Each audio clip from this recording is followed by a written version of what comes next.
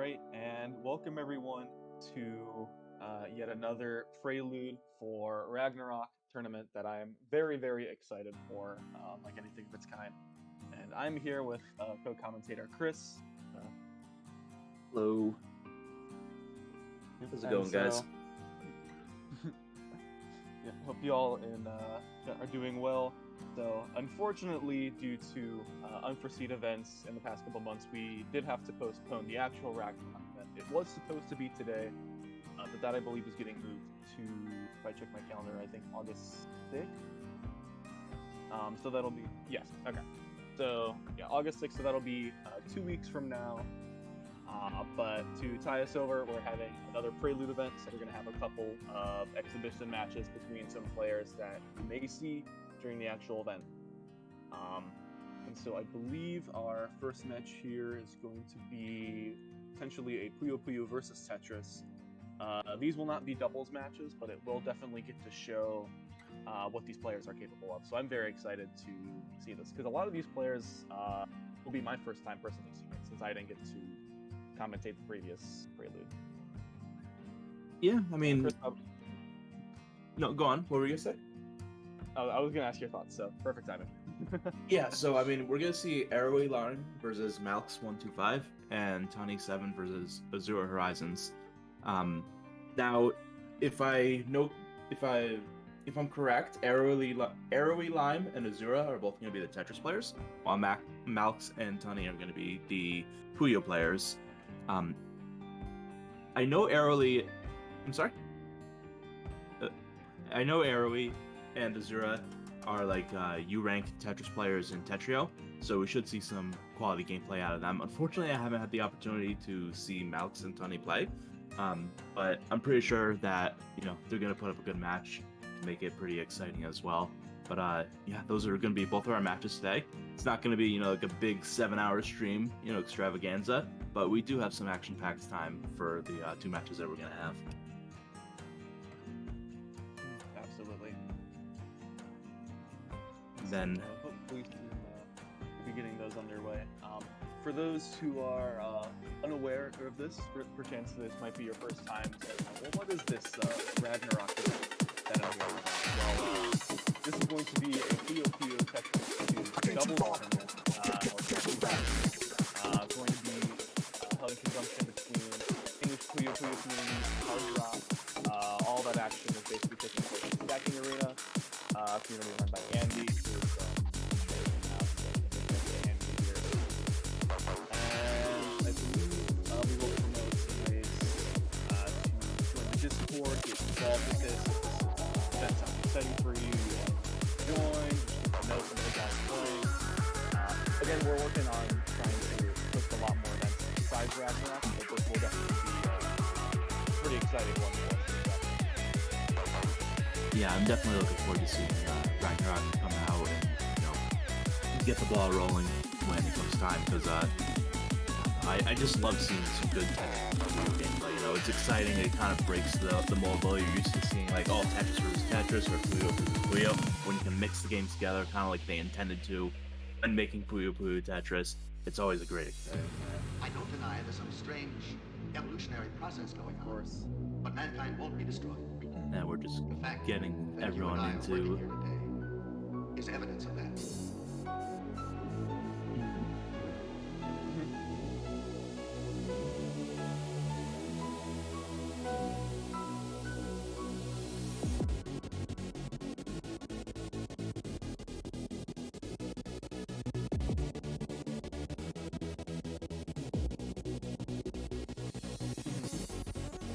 Again, for those on stream, sorry we went a little radio silent. Andy was giving us some info. Not sure if Andy was. Yeah, sorry, Andy.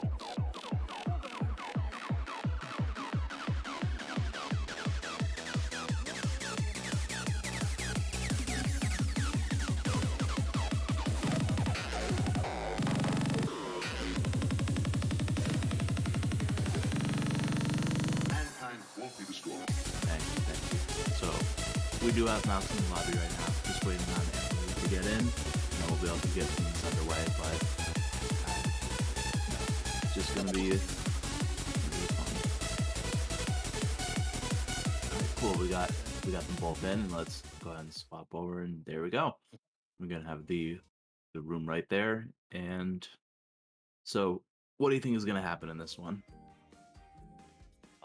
So I'm always intrigued, especially by the Puyo Puyo Tetris matchup. There's always the memes of Puyo's at a disadvantage, Tetris is at disadvantage. I will say I'm always surprised by the margin time effect of the matchup, because a lot of people have started to shift to the 32-second margin time rule.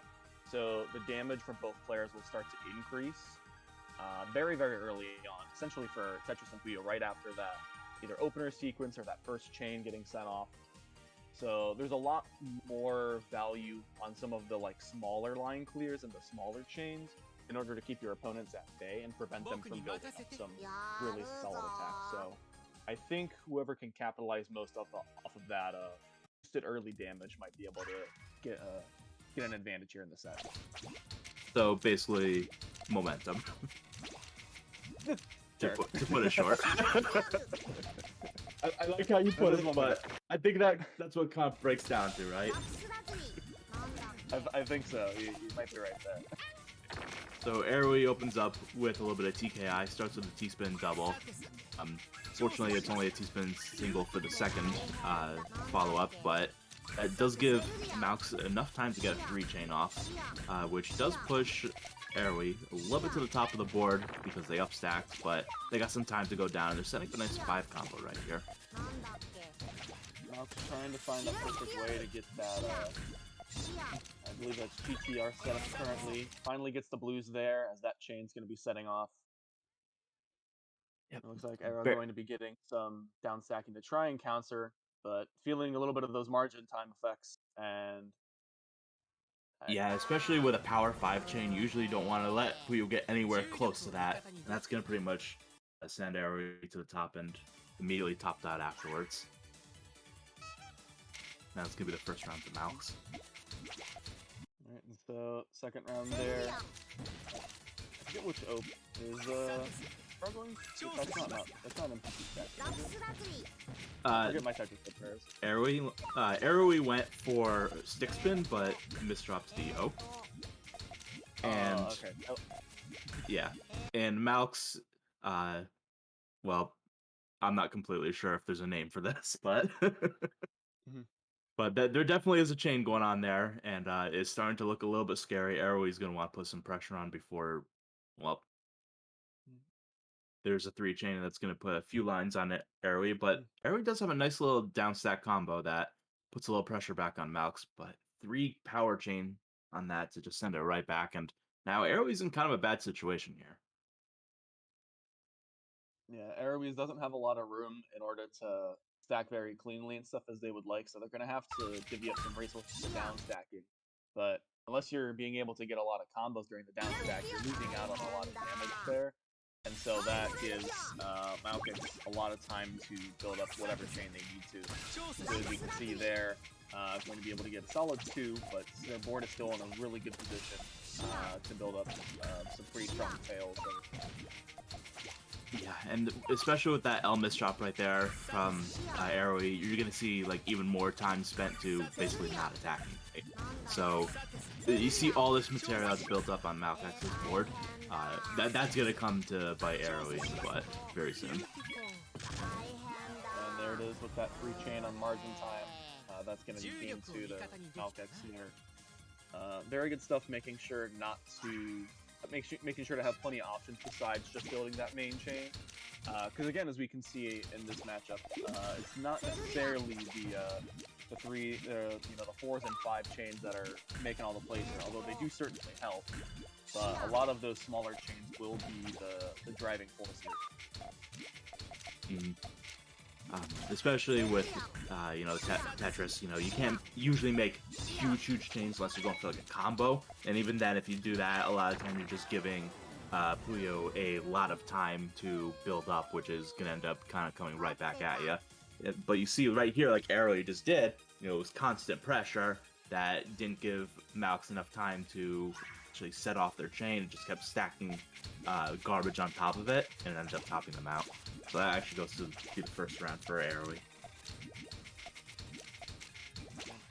looks like yes, and it looks like Aeroe's going for MS2 on this one, then upstacking a little bit on the end, and we do get the double triple off, putting a little bit of garbage with a combo to finish it off onto Malx, and that's gonna put them in a pretty bad situation.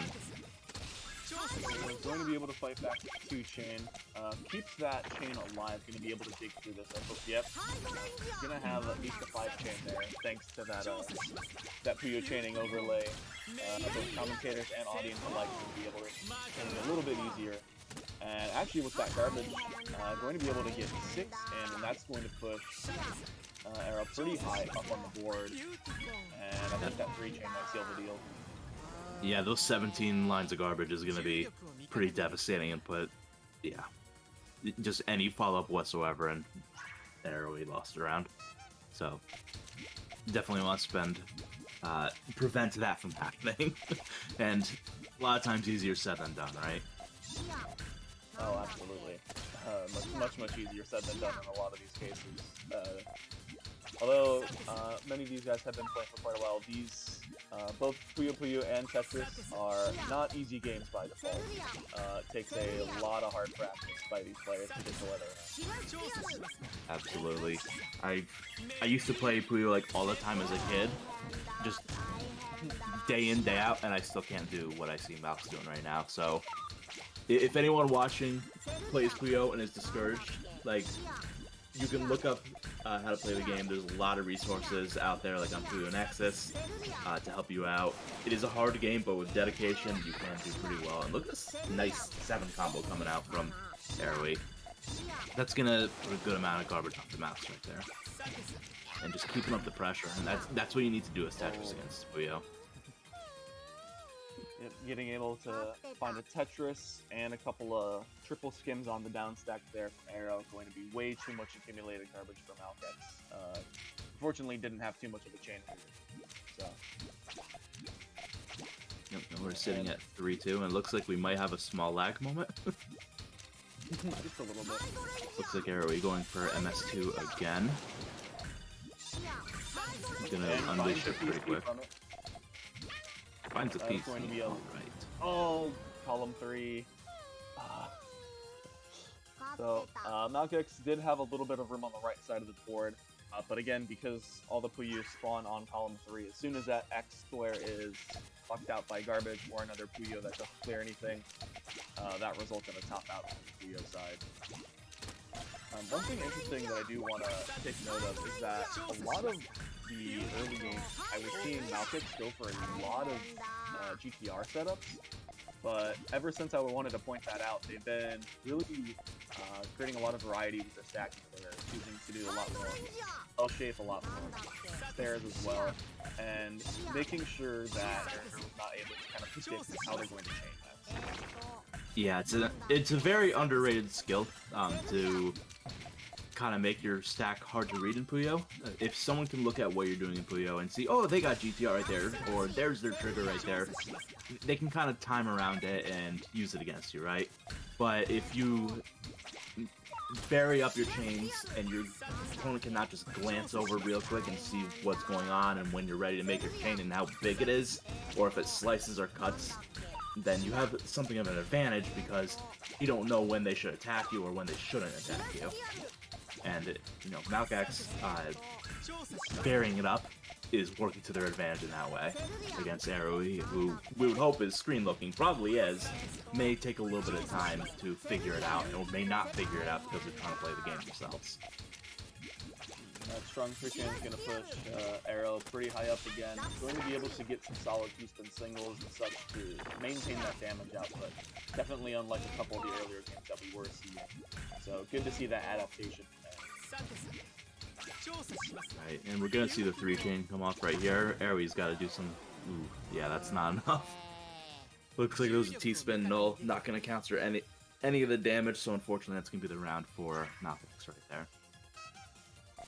Yeah, unfortunately just got pushed up a little bit too high. Again, maintaining that clean stacking is definitely a good thing to do, but trying to play efficient at the same time while down stacking is usually you have to sacrifice one of the clean stacking or damage efficiency. You're already in that big battle, it's just really, really hard to pick up. Absolutely. We do see, Malkex right here. Did get a little bit of time in the beginning of the round with Arrow's misdrop to start building up a chain. It's going to let off this 4 chain right here. And send about 10 garbage lines over to Arrowy, who's now at the top of the board. Has to kind of struggle to get down, but it's starting to build up a little bit of a 6 chain, 7 chain out of it to send some garbage back. It was a very good combo, but again, within that time it takes to build it, Malkex is ready to build up a counter chain there, and manages to retaliate all the garbage. Yeah, and that's just a bunch of garbage coming right back in for Arrowy, and they're not going to be able to handle that, so it's going to be a round over to Malkex again. 5-3 lead, still not quite pulling away with it, but I think Malkex has definitely found a little bit of a rhythm there. As it looks like they might be trying to go for a GTR setup here. Yep, as we see that familiar transition form. And already has the 4-5 chain now set up. And I believe also might be able to trigger with the yellows, which works out perfectly considering that they're actually going to go for a really long chain here. That's going to be, I believe, an 8. And Arrow's got to find a way to send some garbage fast right now, otherwise they're going to start the board before they realize it. Yeah, typically, unless you have something big going on, like already in the progress, like you're not going to survive an 8 chain on Tetris, and Arrowy is just pretty much at the bottom of the board with no material to work with.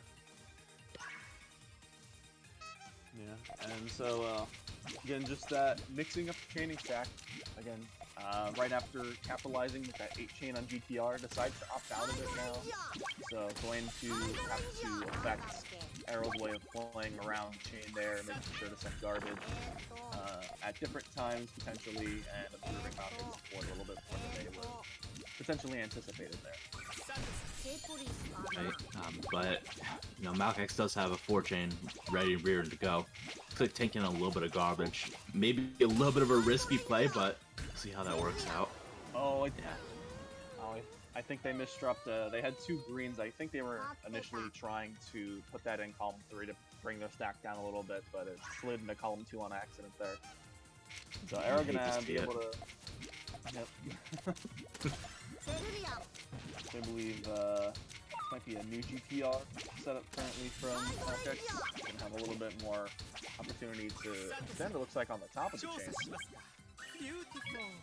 Right.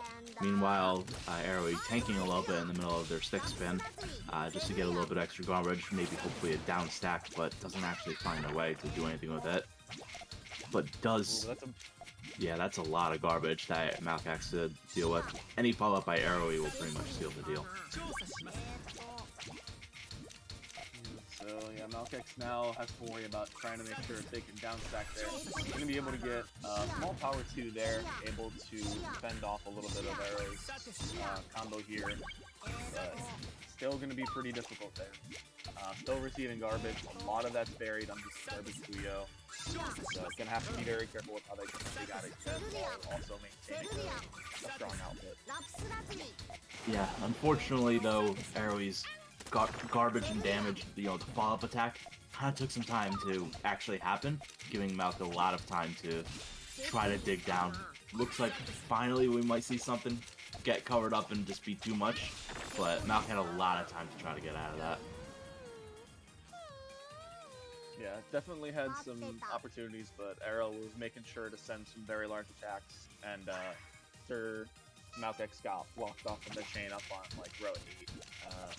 There's not really much you can do there other than kind of just wait for it to end. So we do see a GTR conversion from Malk right now, while Arrowy kind of did like half a stick spin and then canceled out of it.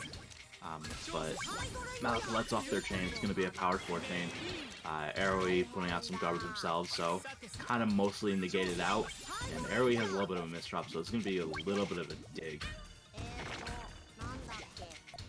Again, all those digs and things going to affect that efficiency. We're going to have to see if Malkex can build pretty fast here to see if they're able to get off any chain there. It looks like they still have a 3 chain that they can work with if the blues don't get covered up, but unfortunately they do now. And Arrow sending a lot of garbage almost blocking off that entire right side of the chain there. Gonna have to try and do a little bit more careful building, careful stacking to free that up. Able to get a pretty nice power too there. Yeah, Arroway came real close to, putting a nail in the coffin for that round, but, those Puyo players always crafty getting around it, right? But, very, very crafty. yeah, just a bunch of small chains right now from Malk, just to, get down on their board, free up some space, and Arroway keeps getting pushed up just tiny bit by tiny bit, and now most of the way up their board, while Malk is frankly pretty clean of a board, so it's kind of like a shift of tides for this round. At first, we were concerned about Malk topping out, but now I'm concerned about Arroway.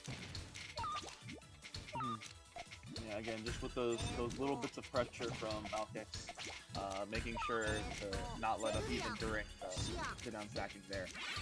Going to be very, very useful in making sure that Arrow is not able to get.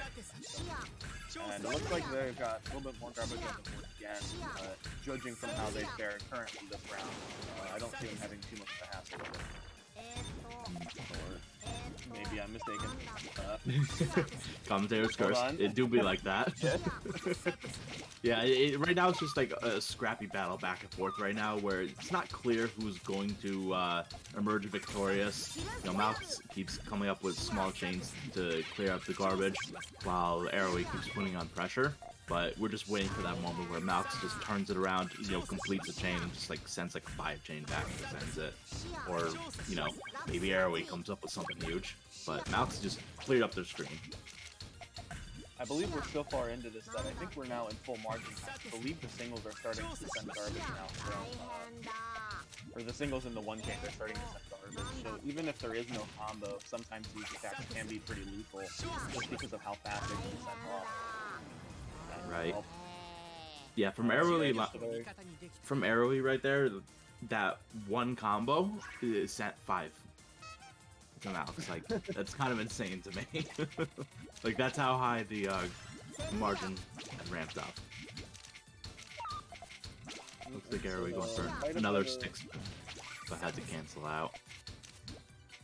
Might have been a misplacement there on Vic's board and Puyo. I think they missed a flip with the yellow-blue there on column 1. Going to be able to find a way to make the pseudo stairs out of it though. Going to be able to get a 3 chain, so some solid damage from there. Yeah, Also and then just currently set up. The speed at which Malk is just pumping out like 3 chains is kind of amazing to me, to be honest.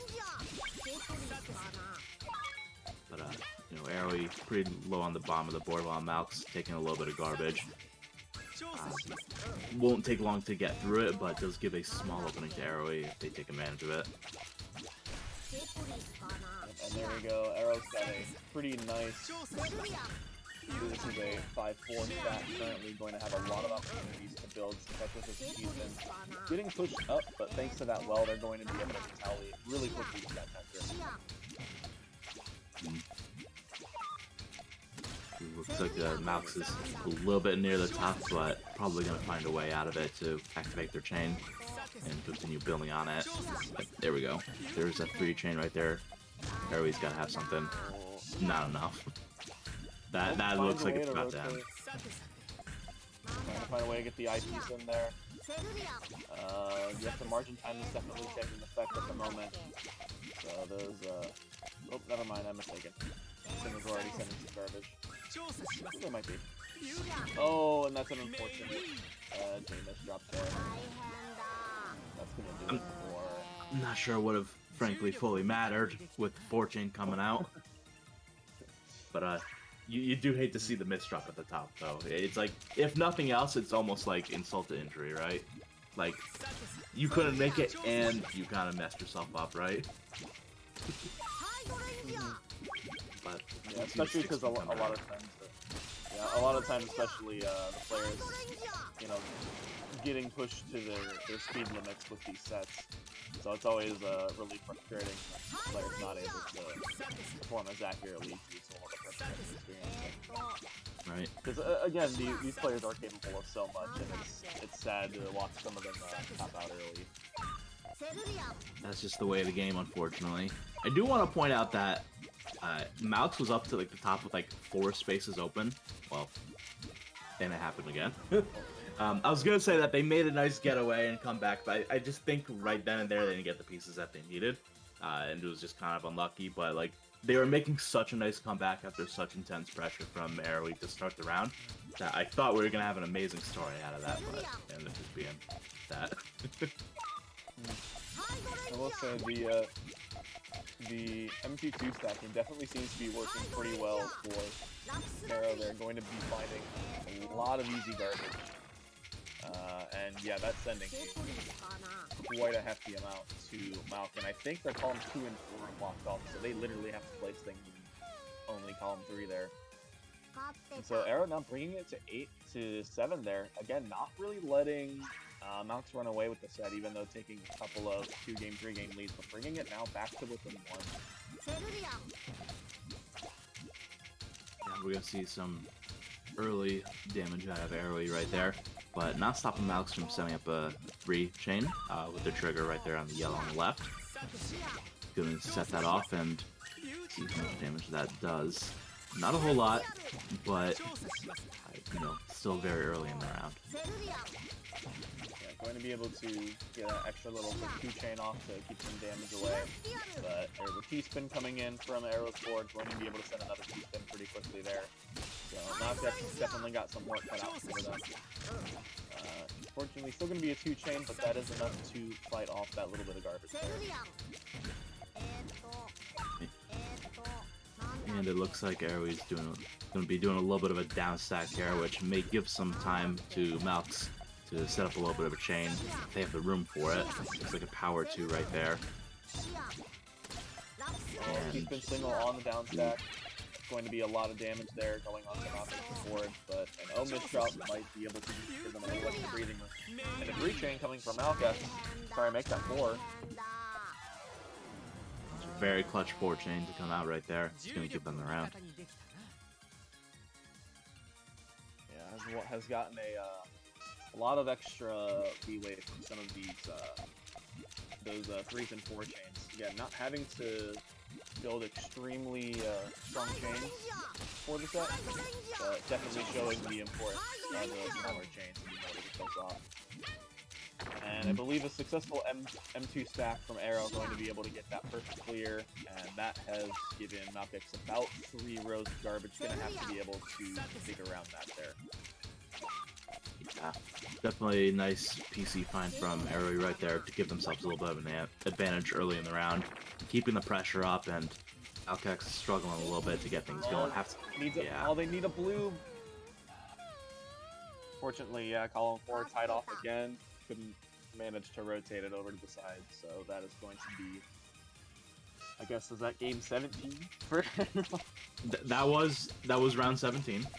So we're sitting at 9-8 right now in favor of Malx. There we go. Looks like we're gonna have. Not gonna get the T-spin double, but going to opt for the perfect clear instead. Going to send more garbage that way. And immediately misdropping the TKI-like setup. A lot of kind of like self-cheese now from Arrowy, giving Malkex a little bit of time to recover. We'll see if it's enough. Especially given the way that the garbage is falling on Malkex's board. Malkex definitely needed that extra little bit of breathing room in order to get through this stack. Still not in a good position, but at least able to put down the resources to make some magic happen here.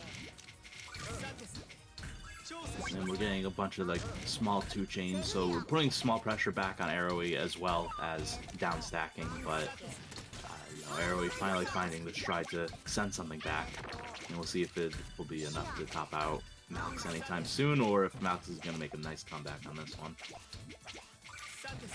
Nice little 2 chain right there. Looks like we're getting back to the main chain, if you want to call it that at that point. 3 chain right there, send some garbage over to Arrowy, and it's just kind of like scrappy at this point, right? Like nothing big coming out from either player. Where the GTR once stood. Now there is a lovely set of 2s and potentially 3 chains if they're able to get through sequences here. We're going to be able to use the yellows on the right side for a 2 chain, pushing Arrow up pretty high up now. And I think that's a 3-chain from Malx that could be game. But, oh, never mind, that's a 4-chain and a power forward. Very nice find right there at Malx. You know, had to struggle for a long time to get that one set up, but finally did get it set up and set it off. And that's going to be the round right there. Oh, and that's a really unfortunate misdrop there, and arrows forward. Again, might have been a second one there as well. That's going to really dampen any kind of attacks that are going to be sending this round. But again, just to note from some of the previous games, we've had to comment a lot on arrows' consistent pressure. The importance of that consistent pressure cannot be understated. As we saw, Malkex was very near and dear to topping out that last game, but due to a couple of misdrops, Arrow was prevented from sending a lot of garbage. And again, with those, 10 to 20 seconds, Malkex was able to dig down to that original chain and ultimately turn the tide. So it's very, very important for Tetris to be able to maintain that constant pressure. Absolutely. It's insane how like there's no stop. You have to have it on go, like the entire time, or else you're gonna find yourself at a disadvantage against a good Puyo player. And fortunately for Malx, or unfortunately for Arrowy, Malx is a good Puyo player, so don't make any mistakes, basically. Be perfect, Be perfect, right? It's that easy. It's just one step, right? Just be perfect. Wait, you misdrop? So we see that 3-chain coming out of Malx, putting a little bit of garbage on Arrowy. But they have this really funky setup that they're going to make into like a really power 2-chain. I think that's a technical term, right? Really power. Is it just a Hellfire at that point? I don't think so. Like, we only had... I don't think that became a Hellfire at that point, because it wasn't like a bunch of different colors like all stacking and coming down. It was just like, it's like 10 of one color, right? I don't know, maybe some more knowledgeable Puyo aficionados can, correct me, but like, I don't think that counted as a Hellfire. Yeah, chat, feel free to correct us. Yeah, embarrass us. Trust me, I will use the information wisely in my next commentary. If someone doesn't tell me I'm wrong, I'm going to assume that people were okay with me calling it a Hellfire or calling it, whatever it is. That said, in this round we've already got Malx building up a 3-chain right here, gonna unleash it and put some pressure onto Arrowy right there, who's gonna counter back with a Tetris, and it looks like we might be able to get a little bit of a down stack out of it too. I'm going to make sure, not trying to go for too much there in terms of building up a T-spin prepared there, just making sure to extend that combo, and that Tetris is definitely going to prove useful for them there, going to send some garbage on them off the board. But a T-miss drop is going to make this a lot more difficult now. We're gonna see a nice 4-chain? 3-chain. It kind of got messed up at the end right there. It was set up for 4 for a second, but ended up, kind of taking a 3 instead. Looks like we got another 3-chain right here, just keeping the pressure up on Arrowy. And look at all this material that Malx has. Yeah, Malx definitely has a lot to play with. Arrow needs to be able to send some garbage now, especially with that margin time to be kicking in very soon if it has not already. Arrowy's pretty near the top of the board. It looks like this may be it if we get this, 3 or 4-chain off right here. Yeah. Did it for that round. It's going to be 12 to 8. Malkex starting to run away with this a little bit. We're going to have to see if Arrow can find a new stride of their step, trying to get this game back under their control, under their measurements there. And so it looks like they're going to be continuing with the MS2 stacking, I believe. Unless I'm wrong. Or, no, that's different, I believe. That one was thick, yeah. Okay, I have to remember which one stick was MS2. I keep seeing a lot in all the textural matches that I comment so I have to remember which one is which. It's all good, like, the names are like arbitrary, right? They all have very similar builds and you know, attack power a lot of the time, and just like even I still get like a bunch of them mixed up too. So it's like it happens. People are gonna yell at you whether you get it wrong or right. That is true. So, looks like as we said that, Arrow definitely able to take a little bit of advantage with that successful opener there. Going to be a lot lower on the stack, a lot easier to send some easy garbage there. Going to be set up for a C-spin and cash out, but a nice power 2 from Matrix going to send quite a hefty amount of garbage there to Arrow. Look at this 5-chain that Malcax has going on right there. That's a really funky chain. He ended up cutting it to a 4, but like just all on the left side. It was like basically all tail. Malcax definitely showing proficiency in tailing on those chains. Definitely something useful to have, especially with how frequent they're having to build around garbage and all these other things. Showing proficiency with multiple chaining styles and not just one trick Tony there. Perfect clear coming up from Arrow. It ends up getting sent back pretty quickly. And Arrow getting some misdrops right there. That's going to give a lot of time to Malx to build up their next chain. Going to finally be able to get a T-spin, but the longer they try to extend that combo, the longer Malcax has to put extra material down in order to counteract that. Yeah, it's going to be a 5-chain, so that's going to be pretty deadly. Yep, right there. 14-8. Not gonna have too many skimming possibilities there, as it looks like now we're on match point since this is first to 15. So Malcax only needing one game now. Arrow definitely has their work cut out for them, but I think a misdrop there in the opener is going to make this pretty difficult. Able to get that ice spin there, which is honestly the most impressive piece of the match. The eyepiece never wants to go where you want to go. So what you're saying is for the ice spin alone, our true victor is Arrow no matter what happens? It might be. But this bounce back 4 combo with the Tetris and a T-spin in the middle of it. That's gonna be some strong damage. Rerolls the garbage all the way over to Malx, which will definitely limit their abilities to get a big chain off if Arrow can put the pressure. Very nice recovery from 2 pretty big misdrops to start the round. Oh, this is gonna be a 6 chain. That's a lot of damage for Arrow. Or Arrow, sorry. That is rough. My name's like up.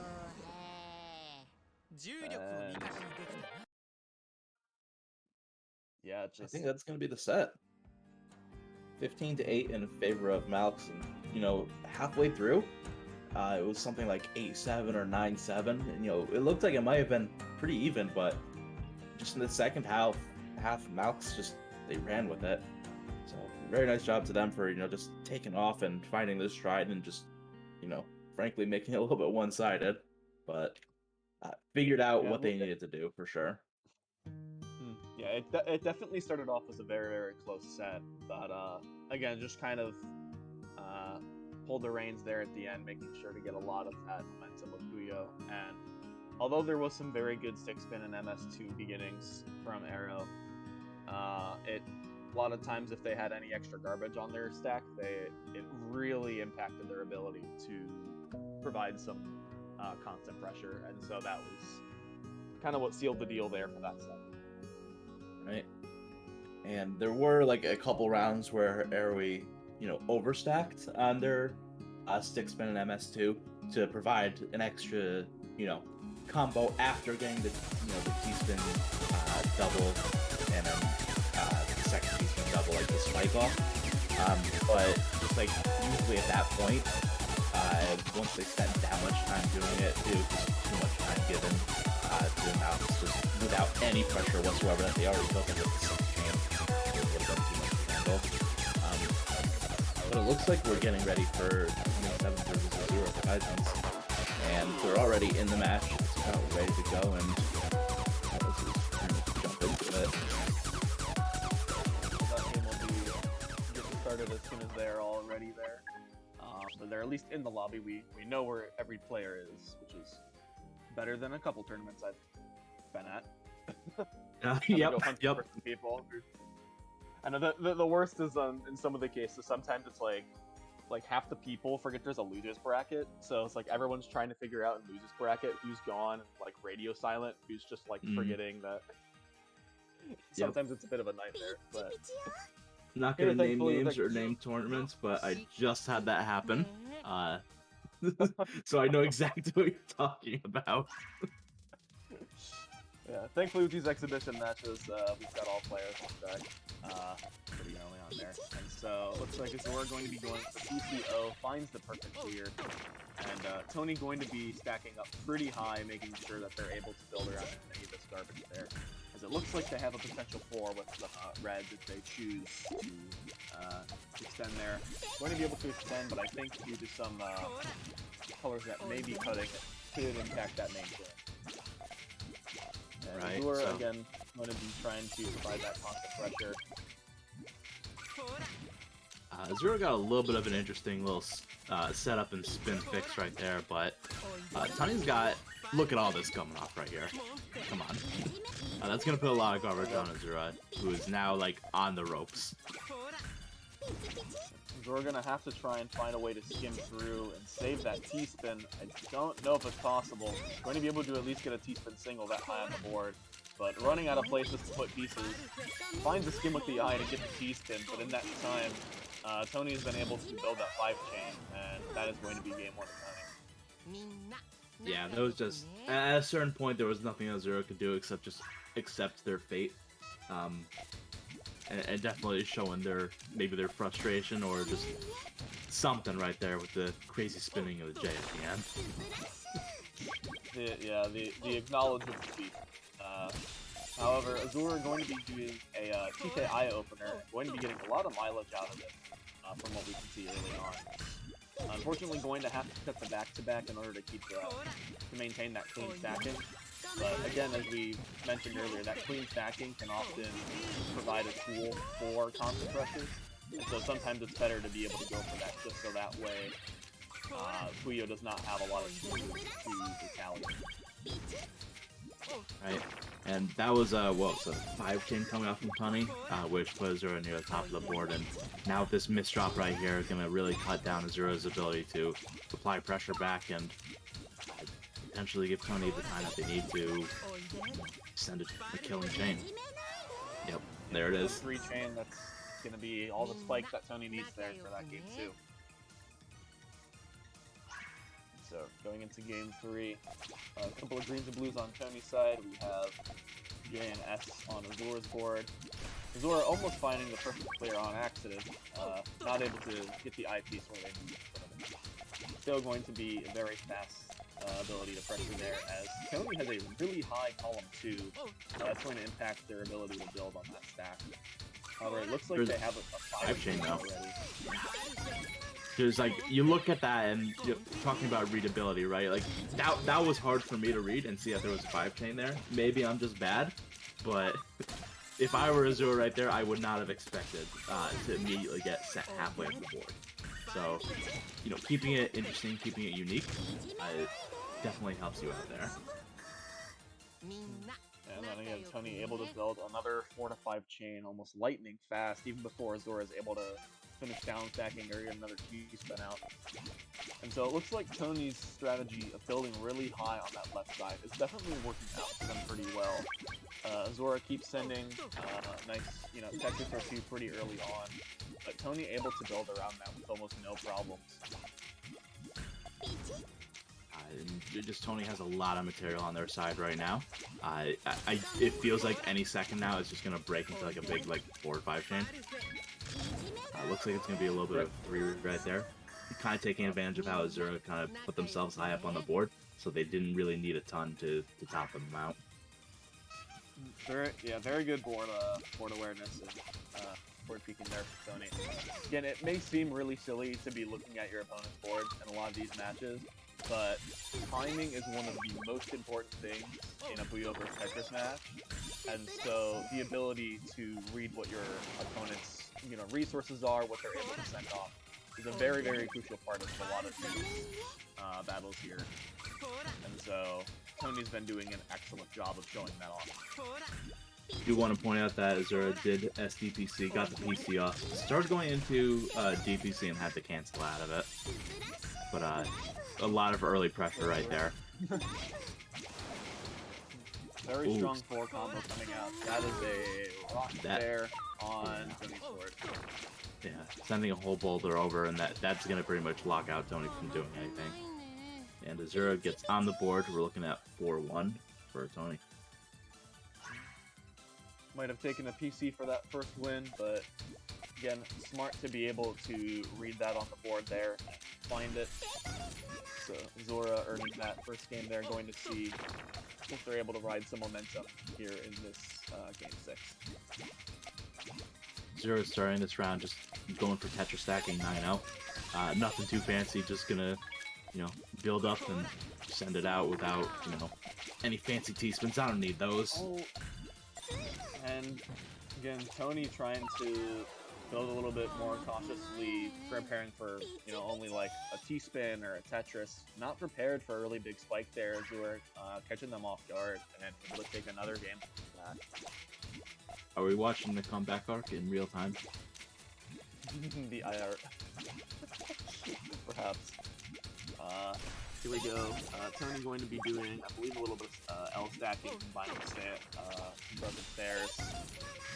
As Azure going to be continuing this 9-0 that has worked out for the past 2 games. An unfortunate misdrop, but going to be able to sneak the beast and Primo out of it, keep that back to back. That 5 chain coming up, yeah. Very nice looking forward right there from Azura to place the O's on either side of the garbage well. For what kind of was like a prophecy, but not really. But Azura is at the very top of the board and needs to figure out how to spin the side over. Yeah, manages to get the eye over, but again, in that little extra time, Tony's got chances to build up, but Azura's been managing to maintain this efficiency even this high up on the board, and Tony is running out of options to build. Manages to find a 3-chain there. We're gonna have to see if Azura is able to counter this and send some garbage back. It looks like they do. Tony's still having a 4-chain ready and going to be able to send it off. But Azura is getting really close to the top of this board and unfortunately not going to be able to get those pieces over in time. Hard fought match from Azura, but unfortunately, or round rather, getting way ahead of myself, but unfortunately not enough to take that one. So Azura's going to go for a PCO this round. Does find the PC. He's going to put a lot of early pressure on Tony. Who has to set up. Double PC. There you go. No, you're good.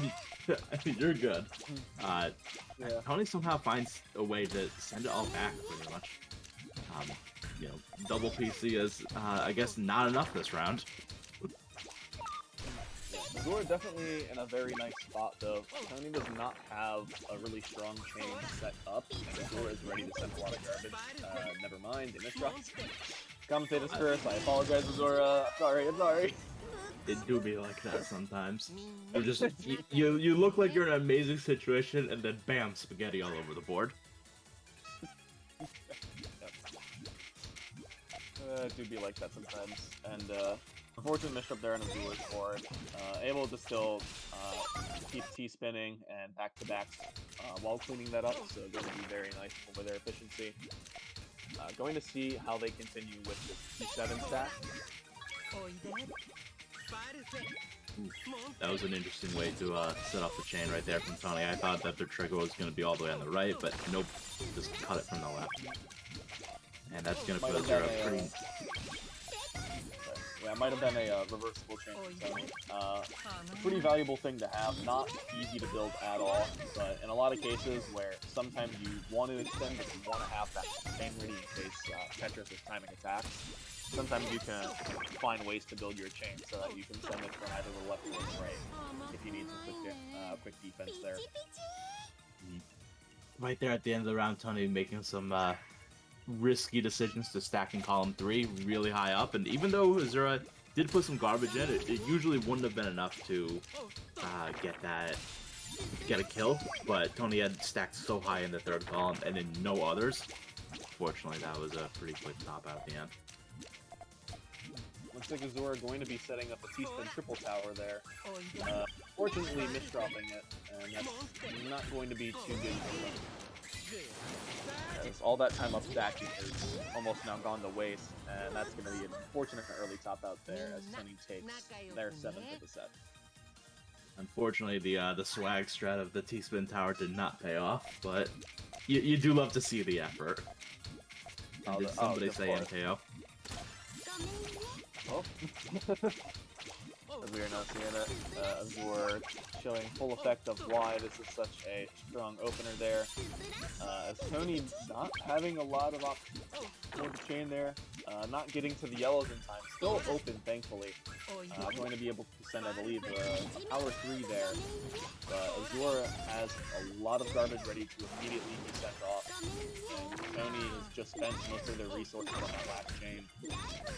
Yeah, everything is completely... I'm sorry. I was gonna say, yeah, Tony has to find a way to skim down, but fortunately not a lot of options there after that impressive damage dealing from Azura. So Azura's gonna take their full through the set, making sure that they're not able to run away with this. Right.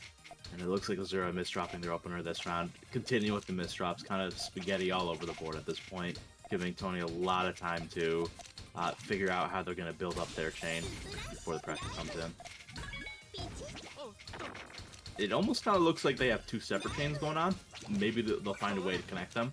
Maybe they just want to have two separate chains. It does have to be a nice 5-chain, which is pretty powerful. It sends Azura near the top of the board. The follow-up will probably be enough to kill. It looks like some very nice skimming from Azura, going to send some nice garbage, potentially finding some T-spins in there, or some combo extenders there. Going to reach a 5 combo, so some pretty nice garbage, but that is a really strong power 3. Azura is fighting. That is a fight. But unfortunately doesn't get the pieces that they need. The eye came a little too late and clipped their board, and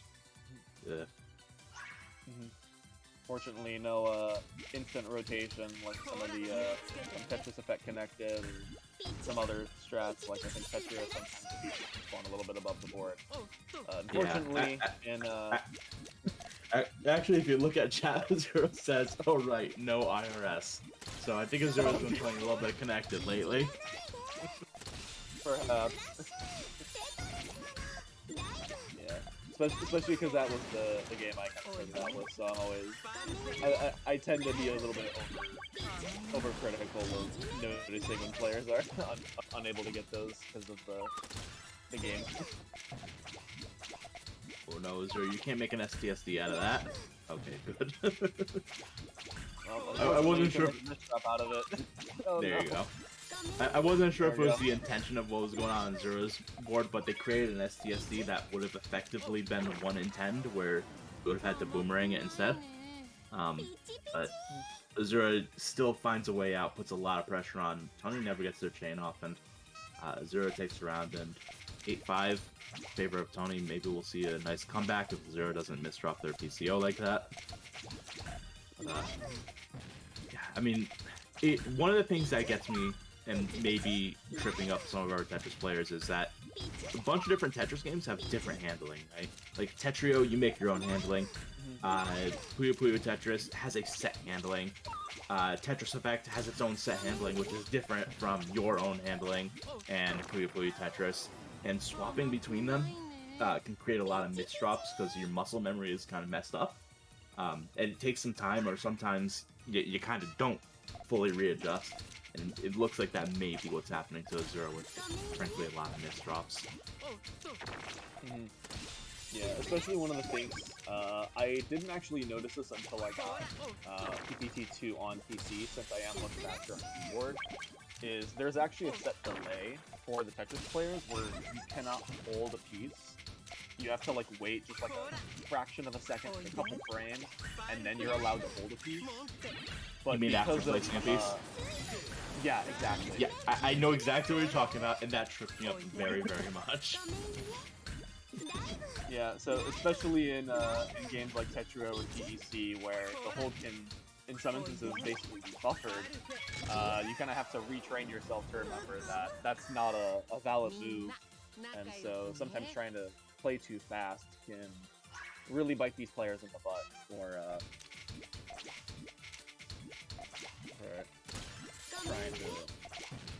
trying to go too fast, do too much on their speed, yeah. Right. So I was trying to find a better way to phrase that. Oh no, the misjump from Azure right there.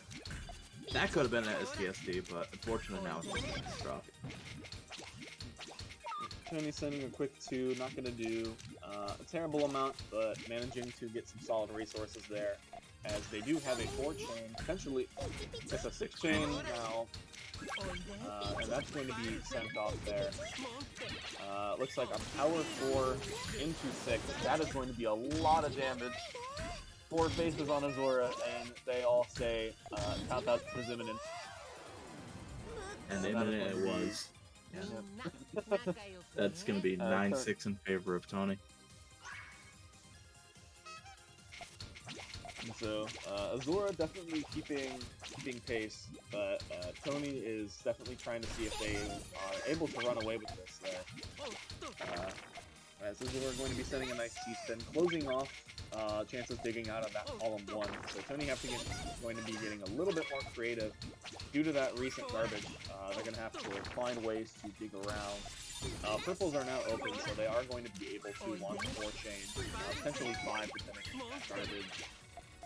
Looks like 4 is going to be all that it is, but Azura has countered the entire thing and still managing to keep up the top of the pressure there again, proving its usefulness of not letting up on the Puyo side, as Tony is unfortunately running out of options to dig. Going to have to be accepting too much garbage there in column 3, and that's going to be another win for Azura. Yep, that's going to be 10-7 right there, and it really, you see the constant pressure you have to put up in order to really defeat Puyo right there. It's like you said, never make mistakes and you're good. Looks like Azura going for SDPC right here. See if they find a solution. That is a solution. That's going to be a PC, and looks like they're not going for DPC on that. And I think Tony got blocked out on the chain, not going to be able to get a lot of stuff over. Unfortunately, column 4 is blocked off, so they're going to be forced to top out early there, as that PC damage, the perfect follow-up for the damage that was on the chain. Yeah, never underestimate that PC damage. Finds another PC right here to start the round. And funnily enough, Tony has built up so high, and with the proper chain, they're able to still send a 5-chain through all of this garbage. And with the amount of Puyos involved in that, all those Puyos were able to be used in the attack. Azura is still at the top of the board, even after that PC attack. Some very, very simple building. And it looks like they're able to send... One of the way that a lot of Puyo players, I guess, mitigate the effects of Tetris players sending a lot of early garbage is that they stack up vertically rather than horizontally, and like doing the first, 3 columns or the right 3 columns, where their trigger is going to be midway up the board. So once the garbage rolls in, their trigger is still available to them, and they still get off, their nice 4 or 5 chain, as Tony showed the proficiency in doing this round. Oh, and that's a really unfortunate misdrop there from Azura. Gonna have to find a piece to tuck in there. Able to do so, but still gonna have to be a little bit tricky and wary about how to get out of this situation. Still alive for the time being, but Azura's stack is looking less and less favorable as Tony continues to build up these chains. And eventually the chains do catch up to Azura, and the round goes to Tony.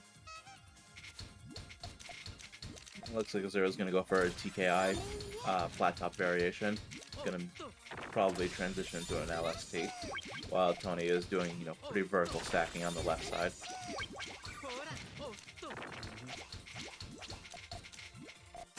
Looks like it's just constant pressure coming out from Azura, and, Tony just countering it, now setting off their chains. Going to be a nice 5-chain right there. Oh, and finds the purples too at the end for a 6 chain.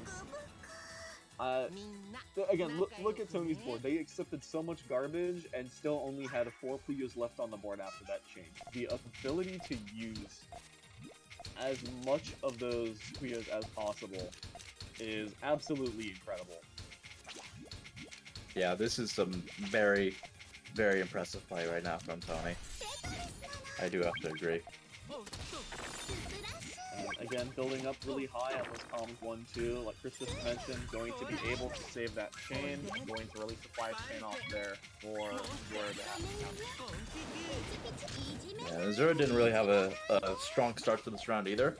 Looked like there may have been some misdrops or maybe bad decisions made for stacking that kind of put them at a little bit of a compromise situation. So, but finding a nice down stack right here with the combo.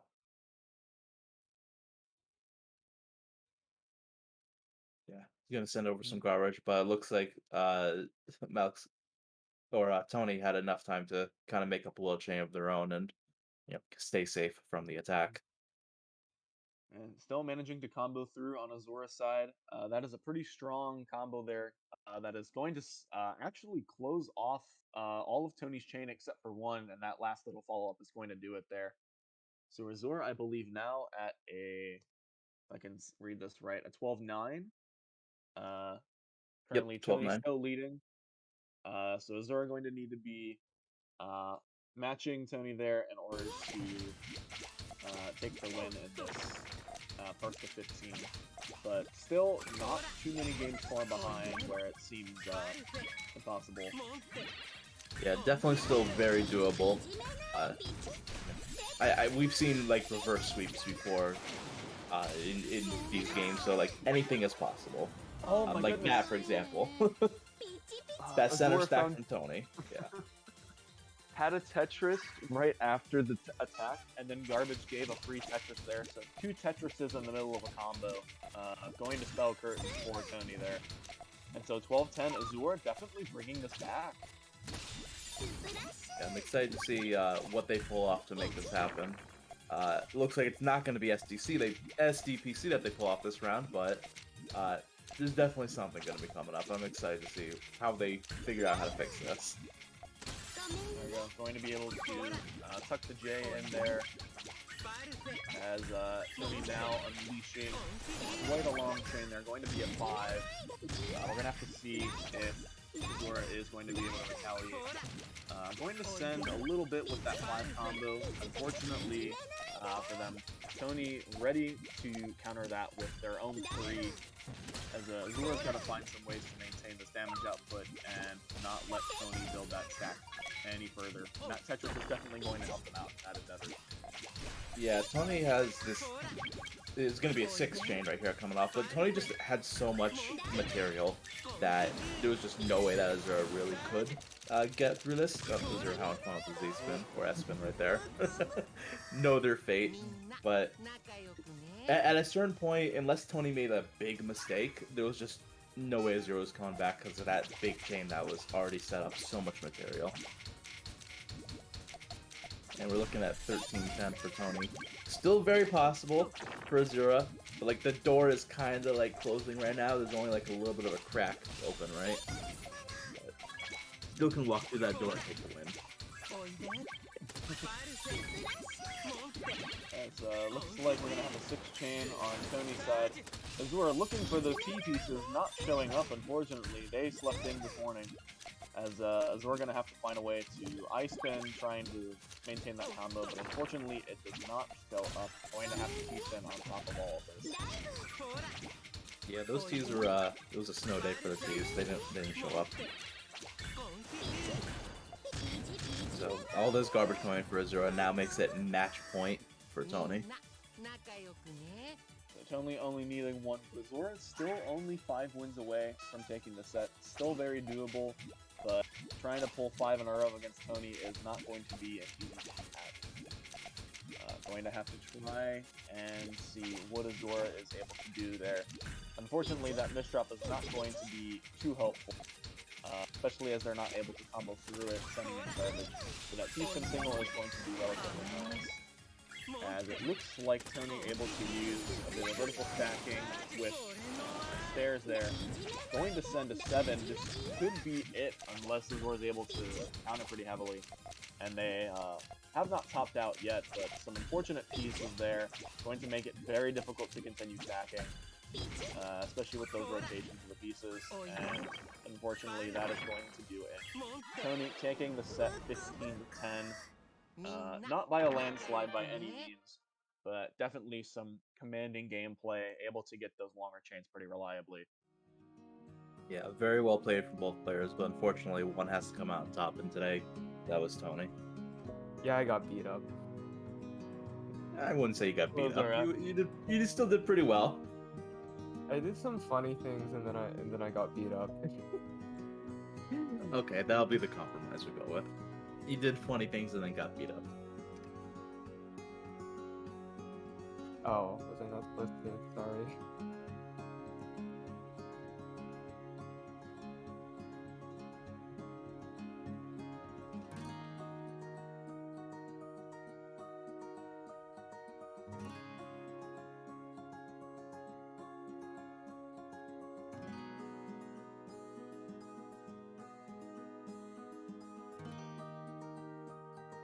Okay, but what if I ruined it, Choco?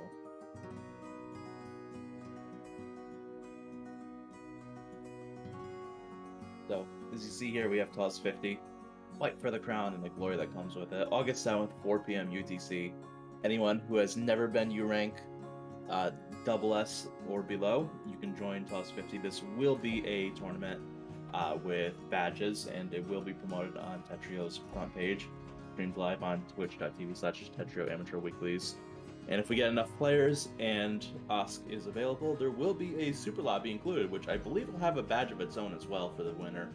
So if you are a amateur, as we call it, I guess, a double S or below, and this sounds interesting to you, being part of a big tournament, getting to play a bunch of different people, maybe a spotlight on you for a little bit on the stream, maybe. Sign up at discord.gg/TOS, and you can play and have some fun with us.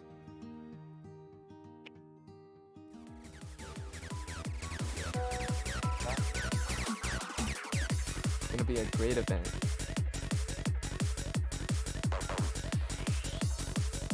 We're seeing a round 3. All right. Nice. It looks like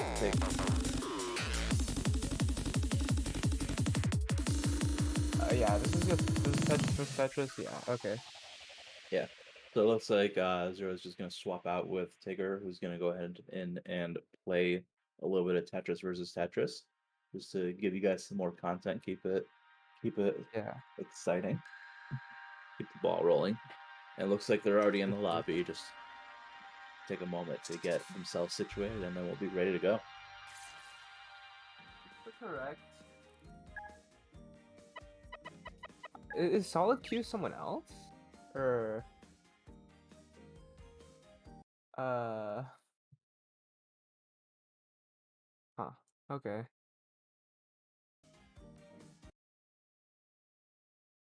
Well, judging by these names, I would have had no idea that they were these two players, because they don't represent the names that we are recognizing them by, but apparently these are the players.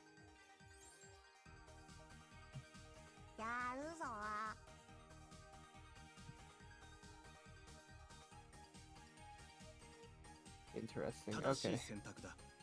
That is indeed right. All right. Right. Let's get into it. Looks like we're going to see a misdrop, maybe BT from Tigger, but fortunately the T all the way on the right is going to put them at a little bit of an early disadvantage. They resolve it pretty nicely though. Not a bad fix. No, but look at the advantage that we got going on the left right here with the pressure coming in. Fortunately, Tigger didn't have the time to make up that own pressure of their own, and now they're kind of near the top of the board. Want to do a little bit of down stacking here. getting find a put nice on the line into rope. two combo. Yeah. But garbage is kind of somewhat messy, not really clean to stack for a Tetris right here for Tigger, but it does find some nice skins to, keep in it.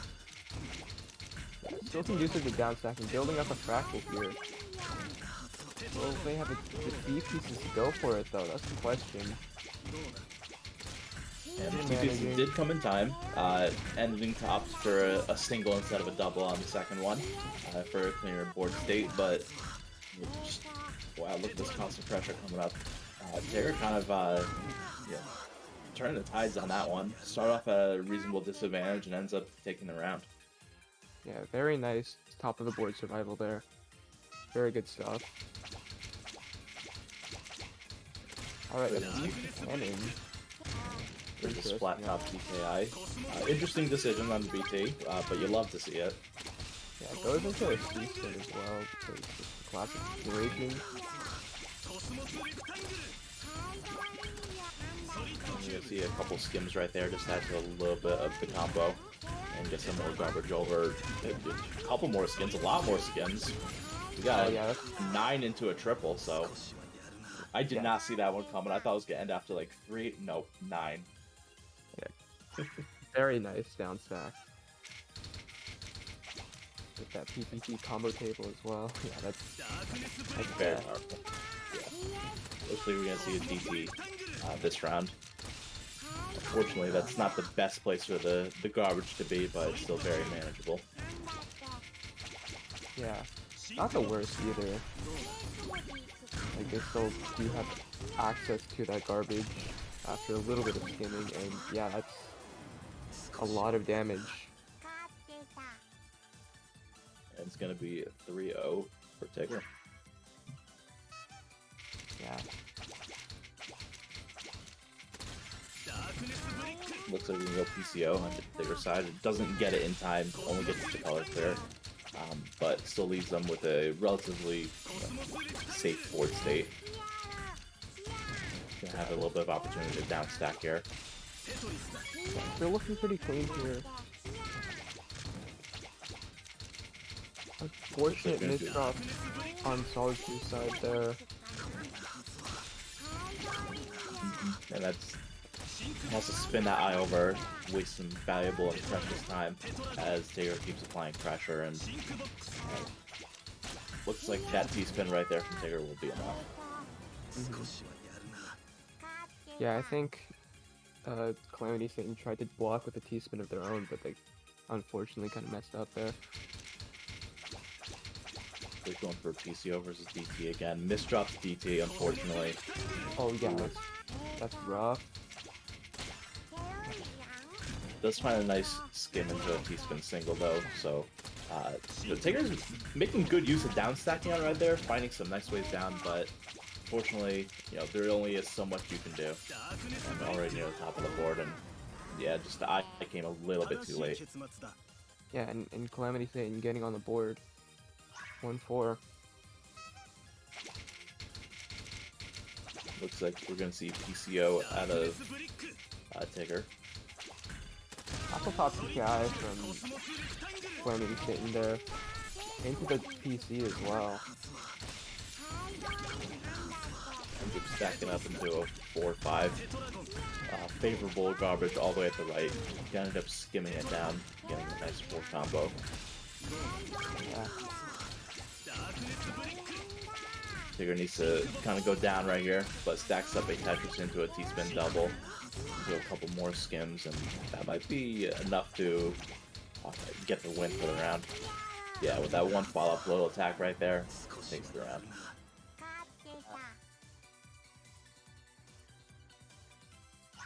Looking at 4-1, or 5-1 rather. And look like we're going to have another DT. You love to see it. Oh, that misdrop on the DT. You hate to see it. Yeah, you don't want to see that for sure. I have been there many, many times, and it is painful every single time. Mm-hmm. Yeah. 9-0 as well to punish that unfortunate misdrop. PPT again. Hopefully no misdrop this round. Let's Going get the for- first one off. Get the second one off. Alright. Nice. Looks like solid. You were going for a little bit of an STSD, but didn't have quite everything built up, so I had to take a single out of it. And there's a decent double right there. Into another Going one, for the into a LSD, yeah. fractal. Yeah. LST fractal, I wonder if, yeah, I wonder if they were trying to go for another donation, but either way, this is looking really clean right now, yeah. A very nice gameplay right there by Solid Q, definitely for sure. Very clean. For a second there, I know it wasn't, but for a second there I thought we were gonna see 4 wide. Thought it was bigger, but glad it didn't turn into that. I just saw the pieces like thrown to the left and right. I'm like, it's happening.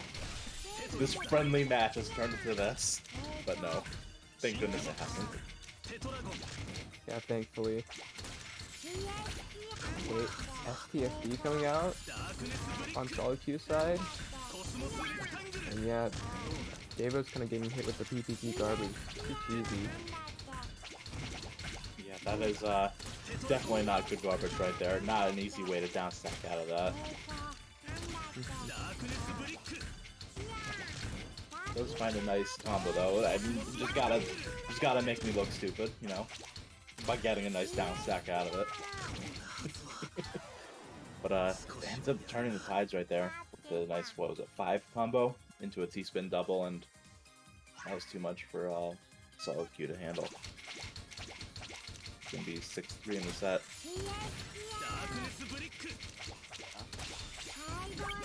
Alright, bit of LSP versus PC continuation from Davo. Yeah, it looks like we got a little bit of a count to 4 with a T-spin kind of thrown up on top of it from Davo. Does get the T-spin, adds a couple pieces to get a Tetris out of it, and it's just constant pressure, and that'll be enough to take that round. Yeah, unfortunate misdrop at the end too, but I don't know if they were able to get out of that anyways. But PCO? Versus canceled BT. Yeah. Look at that giant clean wall right there. You don't see a whole lot of that on PPT.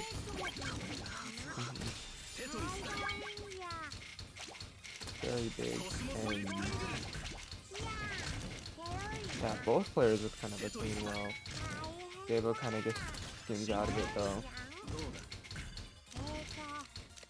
Very nice PSP find from Solid Q. That could be it, yeah.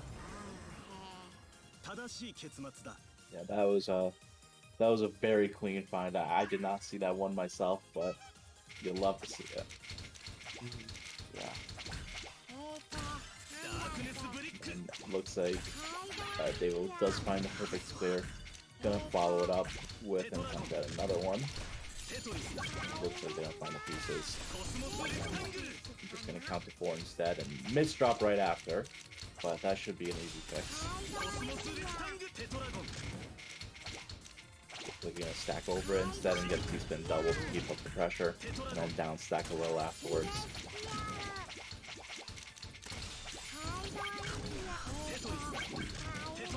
And Solid Q, both of them very near the top of the board, just stacking up for attacks rather than down stacking. Sometimes it is the easier option, but it is definitely a lot riskier. That misdrop on Solid Q's side. It can be kind of rough to deal with. Yeah, but there was a not misdrop on both sides too. Yeah, not too much pressure coming out. And Solid Q almost makes it down to that well, needs to cycle to the next eyepiece here. Finding a nice T-spin on top, that could be it. Oh no. Unfortunate right there for Davo, but a nice round to take in for Solid Q right there. Yeah, 7-5 in favor of Davo. Oh, that misdrop on the eye is not going to be fun. Especially when they have to stack over it in order to fix it. But it does find a clean way to fix it. pretty early in the couple seconds. Yeah. Not too bad, and now they just have a really clean well to work with. Going to try to keep back-to-back with that T-spin single. And could be enough pressure, Solid Q's forced to cancel out of that T-spin. Yeah, not in a very favorable board state, but he's finally at 6 down stack. Yeah, that was really nice. But will it be enough? And it just barely isn't. They were so close to that eyepiece, but couldn't quite get there in time. Could be another round for Devo here.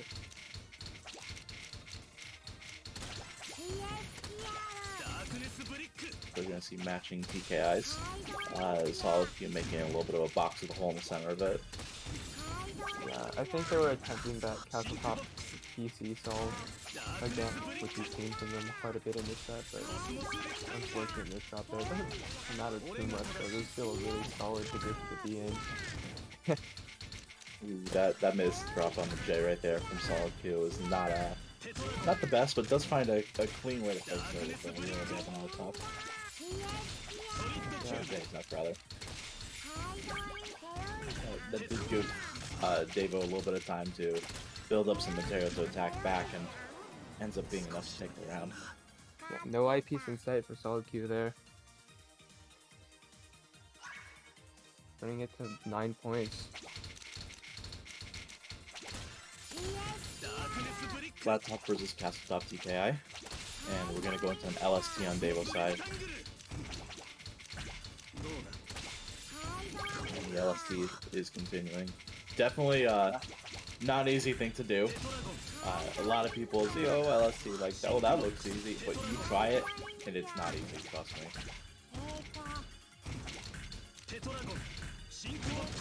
I'm sure you can figure it out, though, because you're like a god at this game. Not really. I would very much disagree. We see a lot of interesting decisions over here from Devo, who does find a way to downstack through it with a little bit of a combo. Was pretty near the top of the board, but now pretty near the bottom, and Solid Q is getting pushed up to the top, forced to do some downstack comboing. Yeah. I don't know, they need a pretty solid Q to get out of this one. There's a T-spin double right there, going into a little bit of a combo downstack from Devo, but looks like going to stop it a little bit early to upstack a little bit. And that team is dropped though. I really like that count to 4. Giving them just enough attack power to hang on for a little longer here. Might be enough attack power to hang on to win with all these spaghetti on the board for Devo. Oh yeah, that's really unfortunate. I think they see an opportunity that they're going for PSS into this down stack. That could be it. Yeah. One piece away from getting that eye to activate that Tetris, but didn't quite make it. Alright, 6 to 9 for Solid Q at the 6, and Devo at the 9. And looks like we're going to see a little bit of potentially LST out of Solid Q now.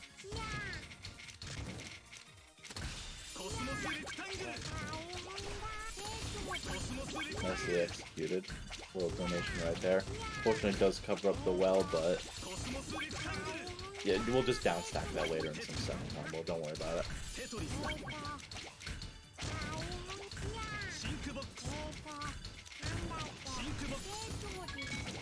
And it looks like Devo finding a nice little 3 combo downstack into the Tetris. It was Nice, low. very clean well. Yeah, this is super clean. All Q isn't too far behind though. Basically completely cancels out. But Davis still has more attack power coming, and that's gonna be a lot to defend against that the Solid Q can't quite manage. And it's going to be 10. 10 to 6 for Devo. 6-10, yeah. It looks like we're going to see DT out of Solid Q. I'm not sure if we've seen Solid Q do a DT yet. If we have, I missed it. Yeah, I don't think they have. Does get the DP off, very nice.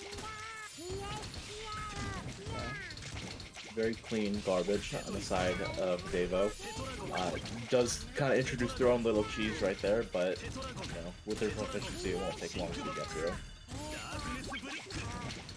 And solid Q all the way at the bottom of the board. Could be a position pressure.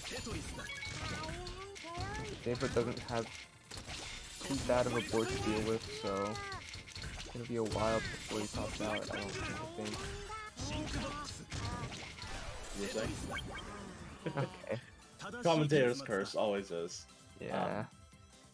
I think just a combination of a couple risky decisions coupled with not getting the pieces they need out of Spelltune.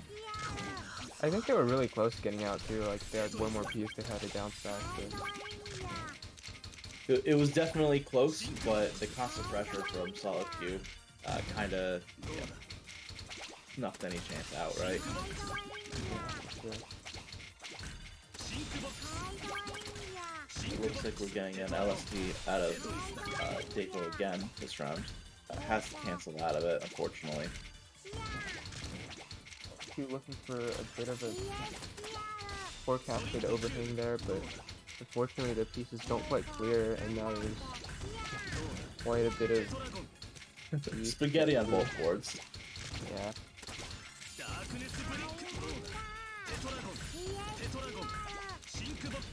Finding a little bit of a down stack combo right here at a solid Q5, but not enough to really put a dent in Devo's side of the board. And I'm in a bad situation now.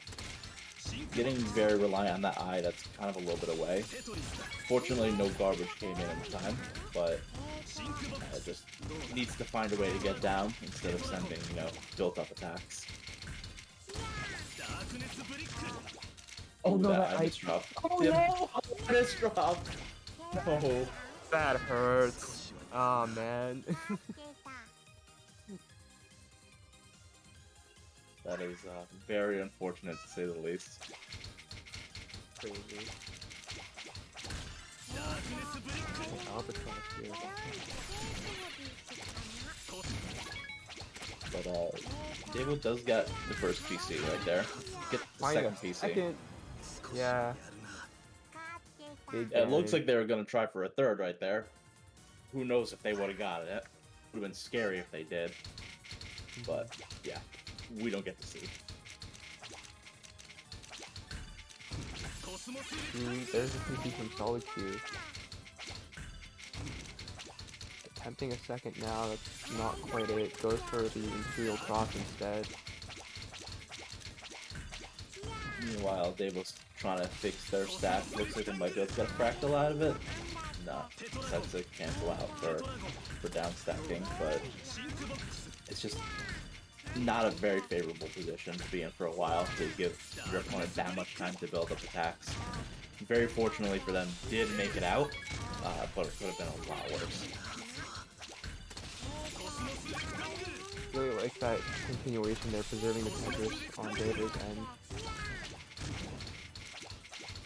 Still a pretty clean position, they just need an eyepiece, and it's not coming soon enough. Just opting for a combo down stack instead. Looks out though, and now Solid Q's in a tough spot here.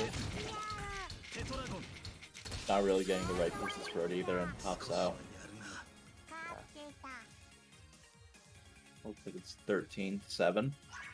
Devo kind of starting to run away with the set. Definitely an opportunity for Solid Q to come back, but they'll need to, start a streak and get on a roll here. You though, needs one momentum shift. Oh, is this a C tower? Oh, that's The greed. That is greed. It is kind of greedy, but I think this pays off. Oh no, wait, there's no... CP is really late, but now there's a side 4-white here. Oh, Dano kind of clears a double with 6 residue though. That's not the greatest combo continuation, but that's still a lot of damage incoming for Solid Q. unfortunately, not enough to kill solid Q. So now we're in a little bit of a situation where both sides are a little cheesed up and have to start their aggressive down stacking while maintaining pressure on the other, lest they top out themselves.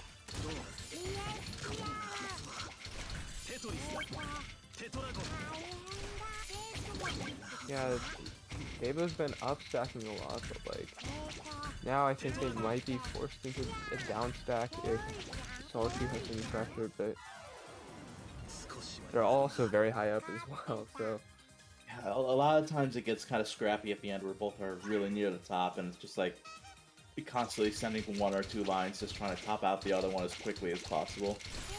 But this is gonna be match point now for Davo.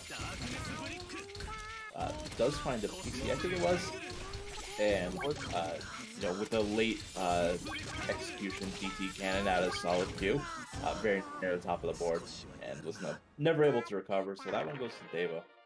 Very well played by yeah, both players. well done. Very nice. Chris, you run the Stacking Arena Twitter? I never knew.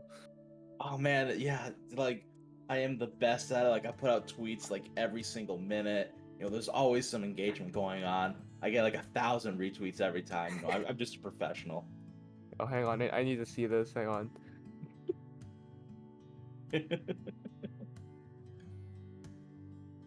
Yeah.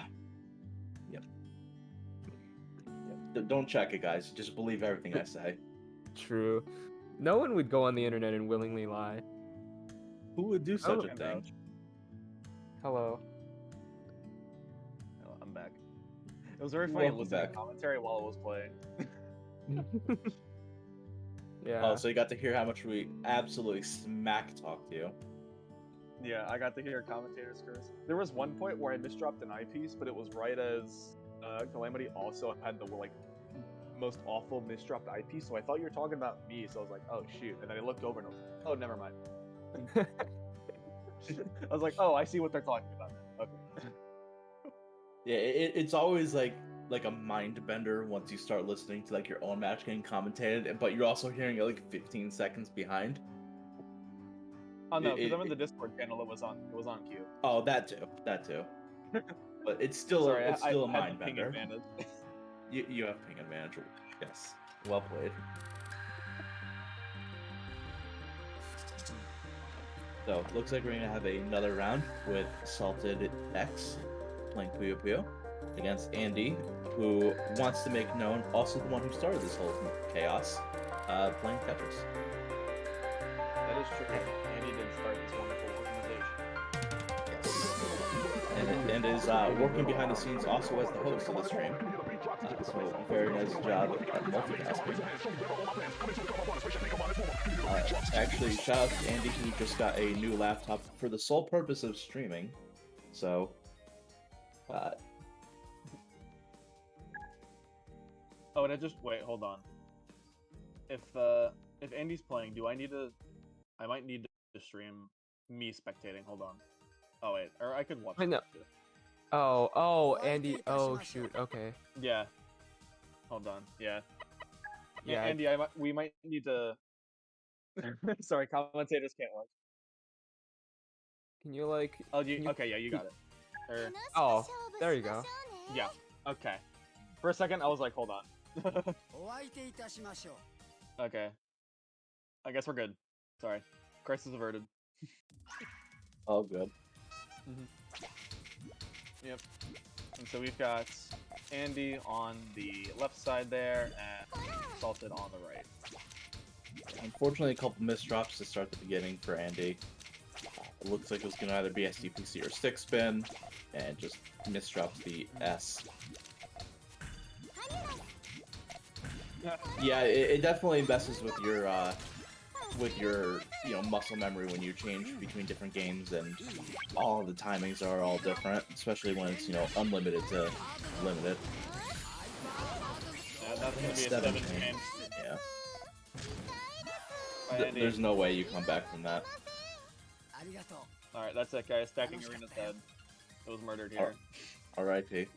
I guess I have to give up the Twitter now. R.I.P. Stacking Arena. Alright, let me go ahead and tweet that out. No, keep Twitter alive.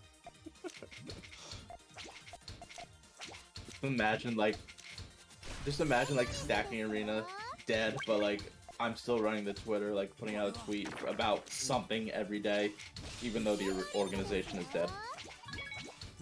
Sometimes it still seems like the Twitter's still alive, but I don't know what it is. It's magic. It's assaulted with a nice, I believe that was 3. I had to use audio cues for getting that. Audio cues, what a gamer. Oh no, I have to. Because in Tetris Effect, there's an audio cue for the ulti and the curb sound, so I just know how bad of a situation it is when I hear like an ulti sound or a curb sound on my phone. That's fair. Looks like we also got a little bit of lag gaming going on right here. But Andy finding a nice 5 combo down stack right here. It's going to be countered by a fortuning though, unfortunately. And Andy will have to start the down stack again, or just top bounce step. Everyone over here talking about Ren gaming. It's all about the lag gaming here in this set. Absolutely. It looks like Andy going with good old Hachi spin. Once the pieces get down. Very nice TST follow up. I'm just gonna send that garbage over eventually. Okay, now it's slow enough. I can understand the Puyo. There you go. The Salted is gonna need some blues right now to get this chain out, but I don't think they're going to get it. And that is the row of garbage. They're gonna have to find a way to clear the greens.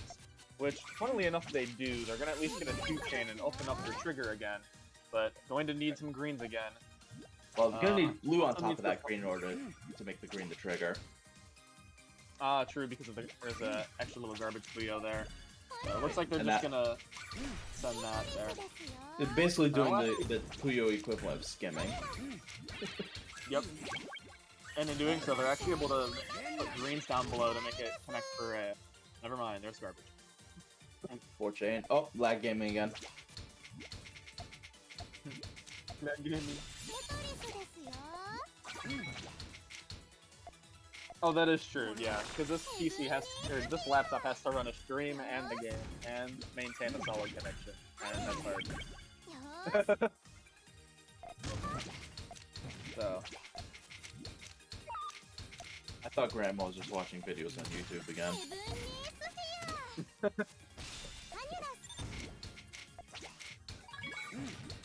So we're gonna see a little bit of a chain coming off right here. 3 from Salted. Gonna apply some pressure onto Andy and yeah, unfortunately. Yeah, they're a 5-piece drop. That's gonna...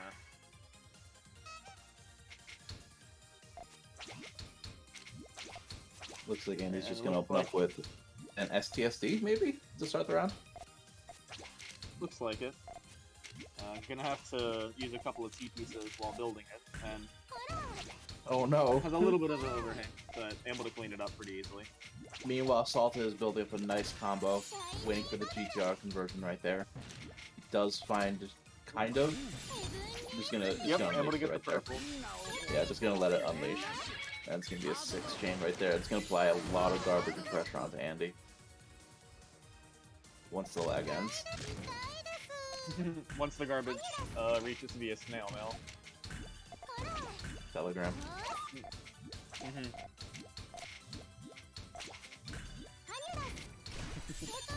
Does find a nice There we go. Tetris right there. Gonna end up doing the overhang for the TSD.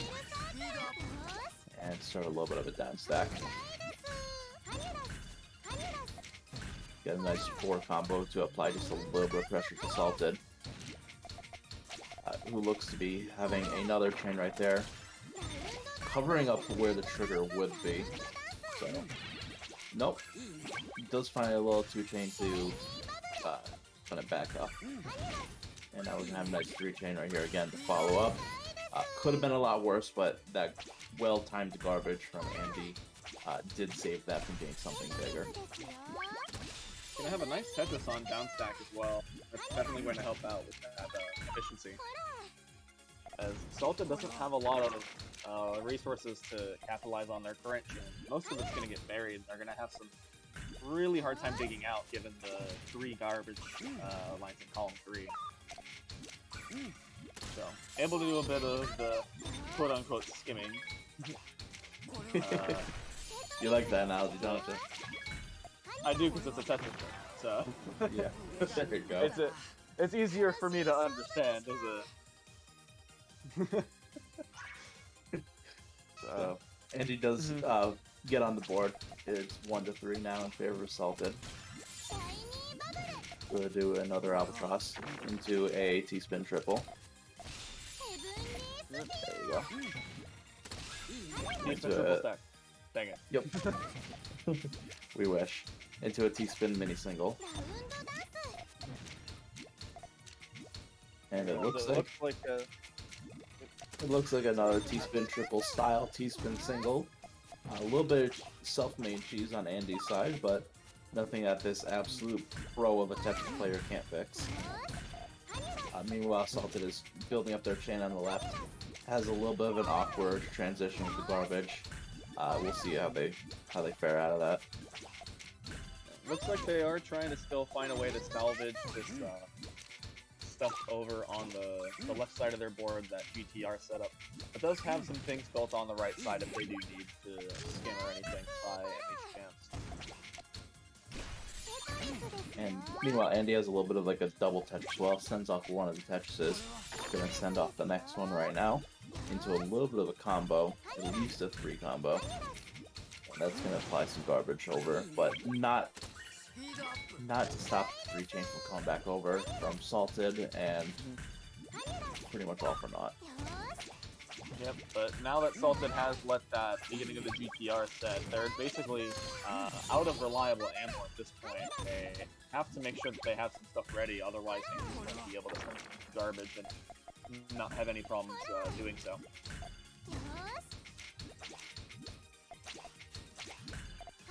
I have no idea where this one is going for Salted. I'm not really following this one too well, but I'm sure they have some plan. Yeah, it looks like a power 2 into 3. That is a lot of garbage. And it was enough. Yep, and that is all, folks. Also, yeah, I realize we're gonna have to do a little bit more work on commentary with how Andy has to show us this, since we don't get to see the chain count overlay. Yeah, unfortunately. It's okay. We're ready for this. This is why I looked at Puyo chaining techniques for 15 minutes before I started commentating. There you go. Yeah, So- they recognize there's GTR. The Reds are going to try and find a way to dig around it, potentially, but has to work down to that red in column 2. And I think they're going to cut the losses there and just... Yeah, there we go. So by sacrificing that chain as it was, they at least now have access to the purples just to get something started. But Yeah, still but I don't think not- it's going to be enough. Yeah, they now just- that's blocked off. Constant pressure by Andy, could not get anything going. Anytime it was open to back up, it was like immediately closed right after. Andy takes their second round.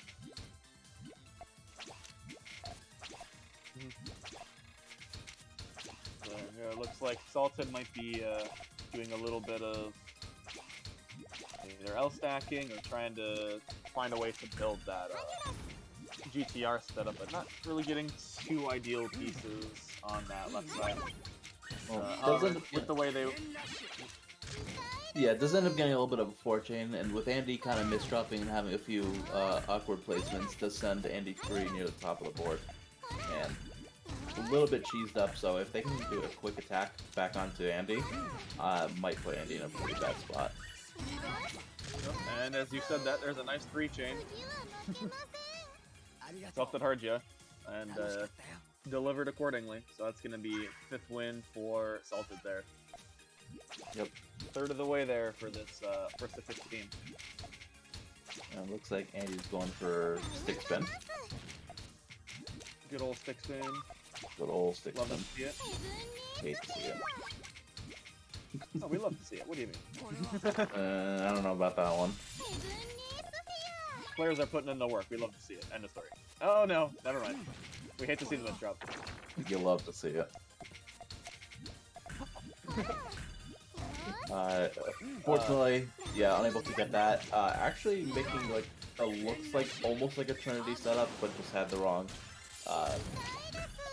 garbage near the top of it. Forced to start doing the down stack right here. Going to be doing some nice down stacking, able to send some garbage back over to Salted, so they can't just fill their chain as flawlessly. Yeah, Still gonna nice have a little- power 2. Yep. Nice little power 2 doing some garbage over there, causing some lag on the way. And you see Andy just start the down stack again. Meanwhile, Salted has kind of like pieces like kind of sprayed across the board, but nothing really too jointed or connected. Only able to get a 2-chain out for a little bit of pressure. Just clear up the board a little bit, make it a little bit cleaner. But then again, as the game continues to go on, that margin time is going to play a larger role. So those 2 chains are going to start to be sending some lines. And with that 3 chain, that incredible down stack from Andy is almost entirely negated. And another 2 from Salted, as Andy does have a T-spin ready, going to send it alongside a double and some extra down stacking there as well. Able to reach some more garbage there with a nice timed high piece in their next queue. But 3 chain from Salted going to push them right back up to the top of the board. Again, these 3 chains sending some very cheesy garbage, making it very difficult for Andy to find a way down.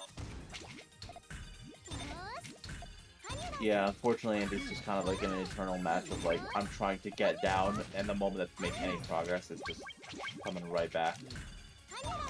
Meanwhile, Salted is kind of controlling the pace of this round a little bit because of it. We are at max margin time right now. The singles are starting to send garbage lines from Tetris, and the 1 chains are starting to be feeling the heat, as they say. There you go. And so even the weakest of attacks that can be sent frequently are going to start sending some major damage over to both players' boards. Something worth noting that I think a lot of players may not realize is that, you know, with Tetris, taking damage is pretty much instant, but with Puyo taking damage, like, the pieces need to fall from the top and settle into place. So if you can apply constant pressure at Tetris, even with just these singles, you're wasting time with Puyo.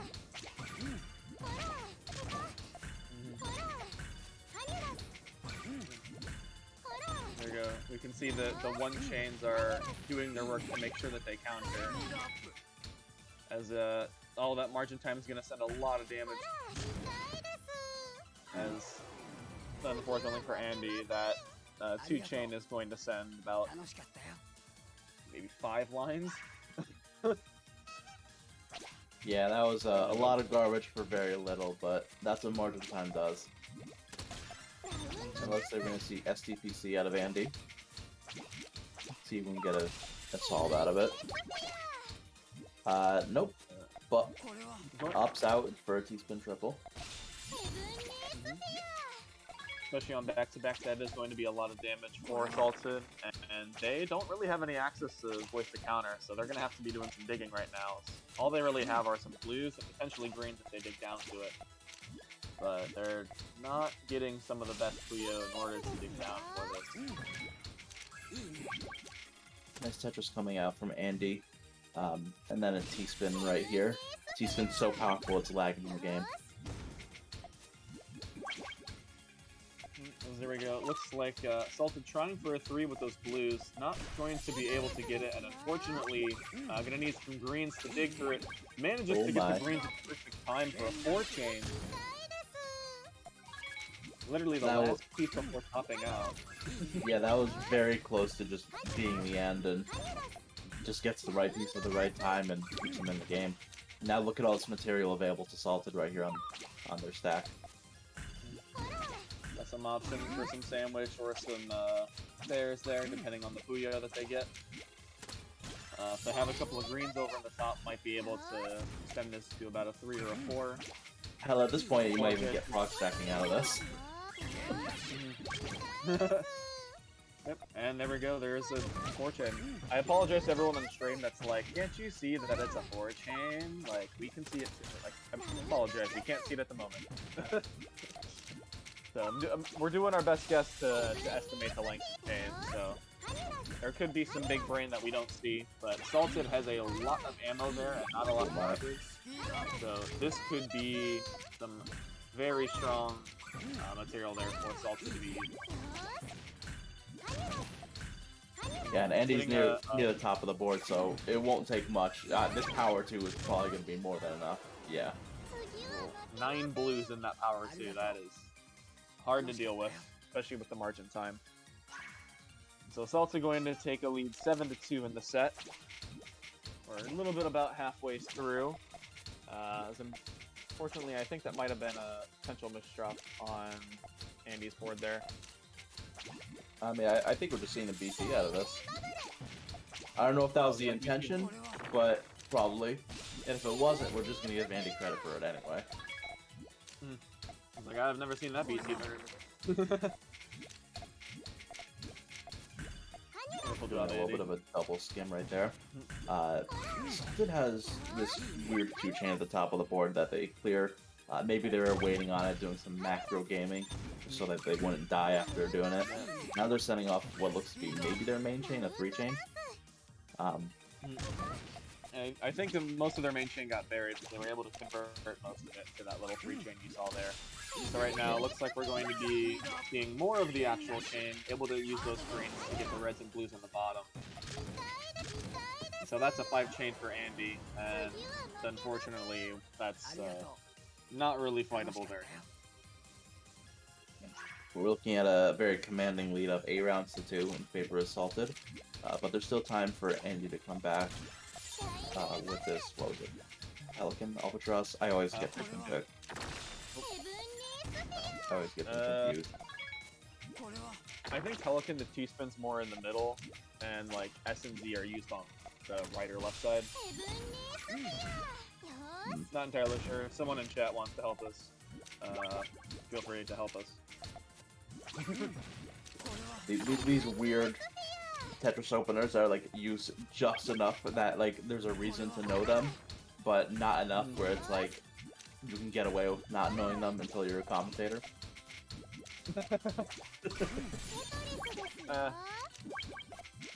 I've done my best to put in the work, but you know, unfortunately, I'm not the walking dictionary of all the openers. I'm still learning Godspin, so don't at me. Yeah, excellent use of time, to be honest. So it looks like we're getting a little bit of a PCO attempt out of Andy. Does not find the PCO, unfortunately. To answer the question though, it was Albatross. Alright, sick. And unfortunately, a little bit of lag stacking here. Not too much we can do about it though. There we go, Salted able to get some more pieces down, but in need of some yellows right now. Able to find a couple of them, but unfortunately had to stack a little bit slower considering they had to break each pair of Puyos and let the other ones drop down to the bottom of the stack where those yellows were needed. And that column 3 is getting a little bit vulnerable. Yeah, it's a little scary. That might be it. No, it is. Lucky. Nope. Still alive. Manages to dodge the garbage from column 3. But unfortunately, a lot of the resources now are buried. Gonna have to be very careful with how they try and stack through this. And Yeah, unfortunately, that might spell it right there. Yeah. That's gonna be a round for Andy right there. Just nothing you can do at that point. Stacking Arena's very own Andy going to be able to take 4 wins in this set. Now it's a 4-8 still anyone's game at this point.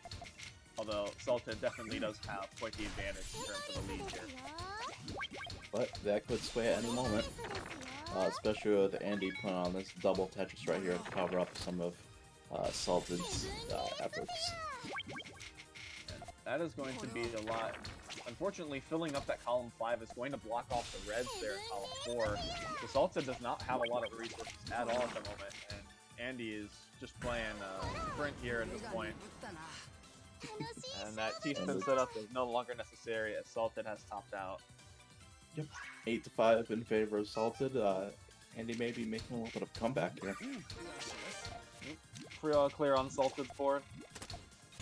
So Salted is going to have a little bit of extra damage on that next attack. I forget exactly what it sends on the Tetra side, but it's usually the equivalent of a rock at Puyo. Right. We're gonna have to see. Andy building up that stick spin is gonna get the double triple off.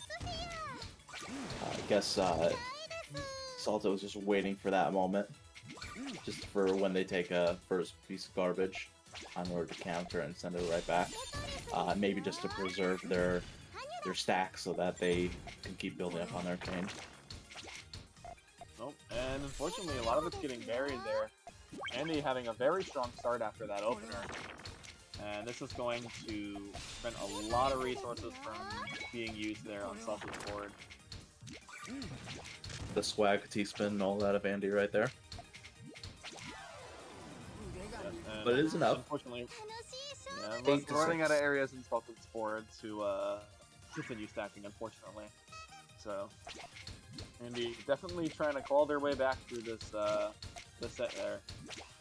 Could have a very strong ending portion of Salted's chain as they have 6 yellows lined up to connect. Looks like Andy was going for a 6-3. Locked off. Actually, with this right combination, this is going to set up the full chain for Salted. That's going to be a 5. That's a pretty strong ending to that 5 chain. Yeah, it's gonna push Andy pretty near the top of the board. Nothing that can't be come back from, but definitely gives an advantage to Salted, especially with their clean board with almost no garbage at all.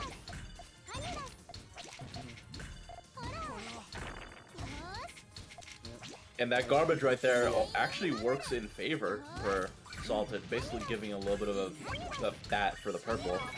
To make the board change, which is going to bring Andy all the way up to the top of the board again.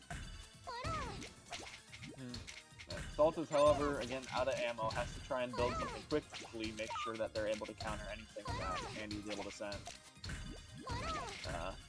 One of the things I think that's often overlooked is making sure to always be ready to send things even after you send, like your main chain or your main combo well or T-spin sequence if you're in Tetris.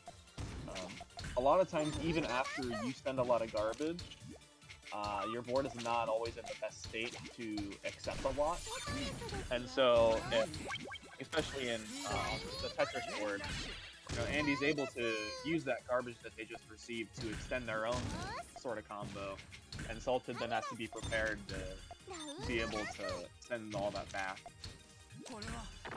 Right. I mean, you can have an amazing, first chain or first thing of garbage that you send, but if your board is all spaghetti after that, you're gonna have no follow-up, and your opponent's gonna continue building up something, and you're just gonna send it right back and kill you. So that is a very good point you bring up. You can't put everything into making sure that you have a chain. You have to be ready to follow up and be safe for the follow-up. And unfortunately, some unfortunate garbage placements on Salted's board, even with some one-chain counters. But Andy going to be able to take 7th win. I believe that's 3 or 4 straight wins in a row for Andy. Let's hear it for Andy, everybody. Andy's popping off here. Andy absolutely popping off. Unfortunately, not this round with these misdrops, but definitely popping off. It looks like Salted debating about how they want to continue this chain.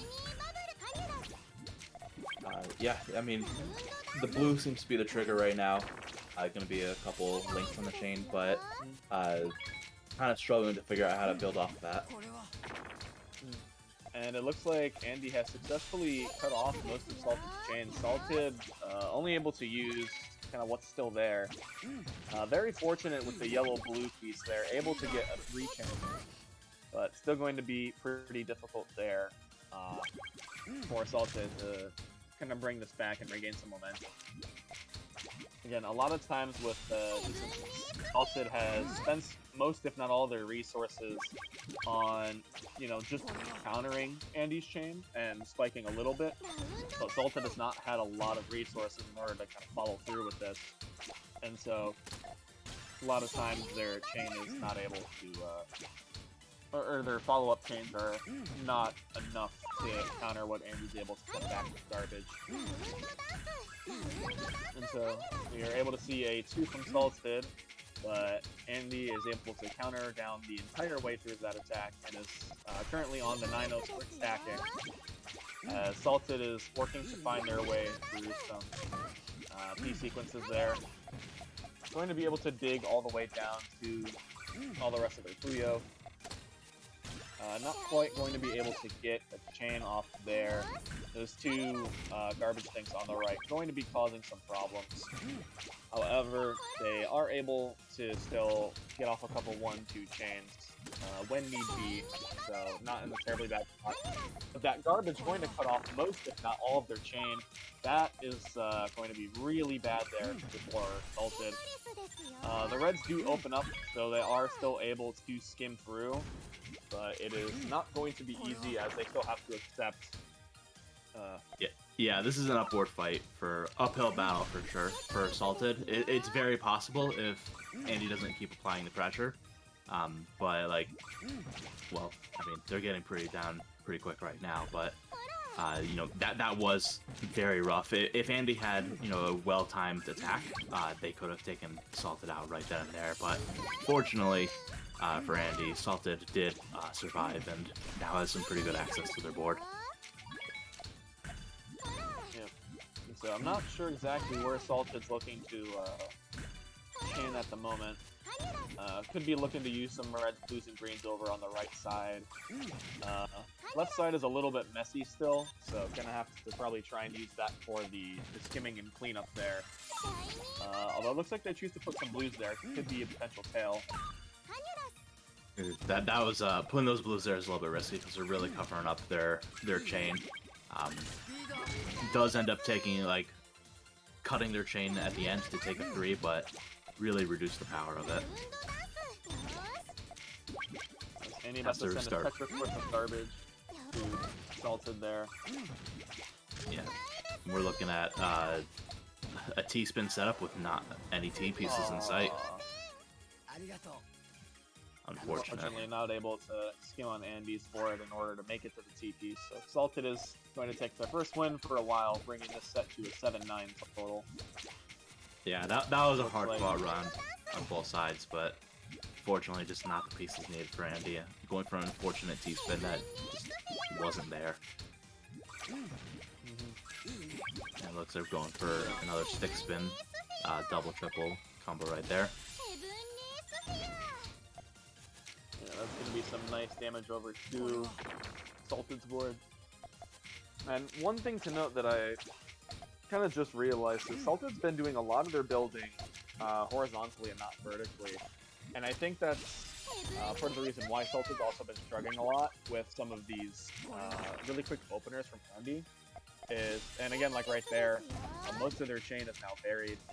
A lot of times, because their extensions are horizontal, they're not able to play around this quick damage from Tetris. And so, unfortunately, they keep trying to build these, 3, 4 longer chains, and Andy's just able to put a damper on those. Right. As we had seen, earlier by other players, stacking up like basically a 3-column or a 4-column, where, they take garbage and their trigger's in the middle, and the garbage brings, right up to their trigger so they can place down 1 or 2 Puyos and, set it off. Yeah, that's a very good observation right here. That seems to be very relevant to this match. Yeah, and Salted's chain is, with the yellows and purples, now pretty far buried under this garbage. Gonna have to find a way to dig out, but also avoid taking any more unnecessary garbage.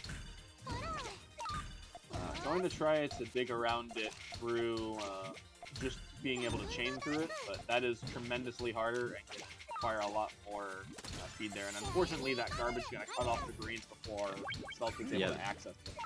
Yeah, fortunately, that green just one piece too late. You could almost feel like they're like like rushing, trying to get that down. Like you can feel it, but fortunately not enough. There we go. Eventually does Salted get down to finally it, able though. to get- Yeah. Yep. And so Salted, if able to get some good blues in there, could very well extend this.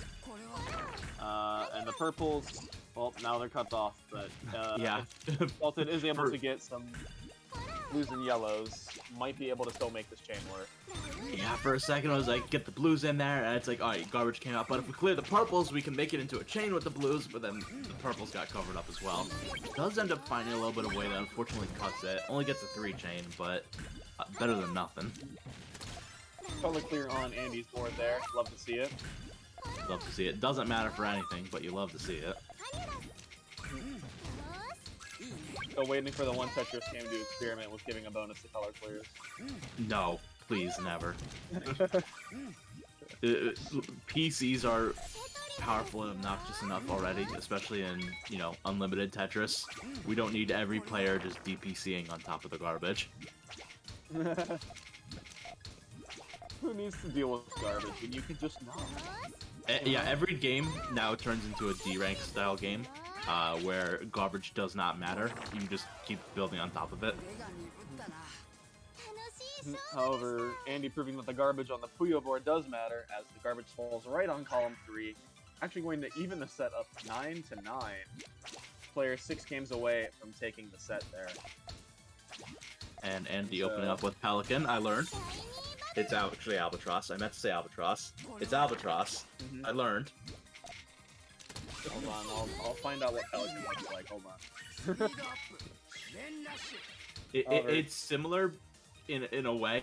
Instead of the Z being on top of the square, you have the Z on top of the S, and everything else on the right looks nothing the same. Andy doing that perfect count to 4, going to be able to finish up with the Tetris there. And Salted, thanks to their brilliant fortune earlier, going to be able to have room to build a 3 chain without too much hindrance there on their board. And so Salted. they have very minimal garbage. Very minimal Puyo as well, so not much material to fend off any garbage that may be incoming. So we'll see if they're able to build up in time for what may be a nice down stack or, you know, offense from Andy. Has a 3 chain with the blues. Unfortunately, the red can't be placed in column 4 to connect with the reds there. That 3 chain is still going to be very, very useful for them. As it looks like if they're able to find a way with the yellows, I think that's what they're going to go for a 3 chain. Debating about extending there with the blues, but deciding to just send it, get those reds out of the way, use what they've got. And so, Right. oh, that's a rough 5-piece misdrop on Andy's board. You hate to Andy's see not it. going to be sending garbage anytime soon, as Salted able to capitalize, get that game 19 win for a lead back in the set there, 10-9, Salted's favor. Yeah, this is a very even set. Definitely a good match. Looks like Andy going for a 9-0. And Salted having a pretty good way to, I think has a 4 chain, but unfortunately it's all buried. Going to need to find a way to get the purple and green out of column 1 without adding on any extra garbage. Right, or you can turn that green into the next trigger into the blue to continue the chain. If it doesn't keep getting buried under garbage. Yeah, gonna have to try and use these purples and yellows to try and clean this up, but Andy still currently on sprint mode. As Salted is now fully buried. Andy has all the time in the world to continue this out. Yeah, I don't think Salty's going back from this one. And yep, definitely not. 10-10, even set again. So now we're basically playing first to 5. Yep. And here we go. Looks like Andy going to be relying on that 9-0 stacking again. Has worked out quite well for them in this set. And looks like Salted now going to be beginning to build vertically here. And again, as a reward for building vertically, Salted's trigger is now only under 1 block of garbage. And I'm sorry, Salted, I cursed it.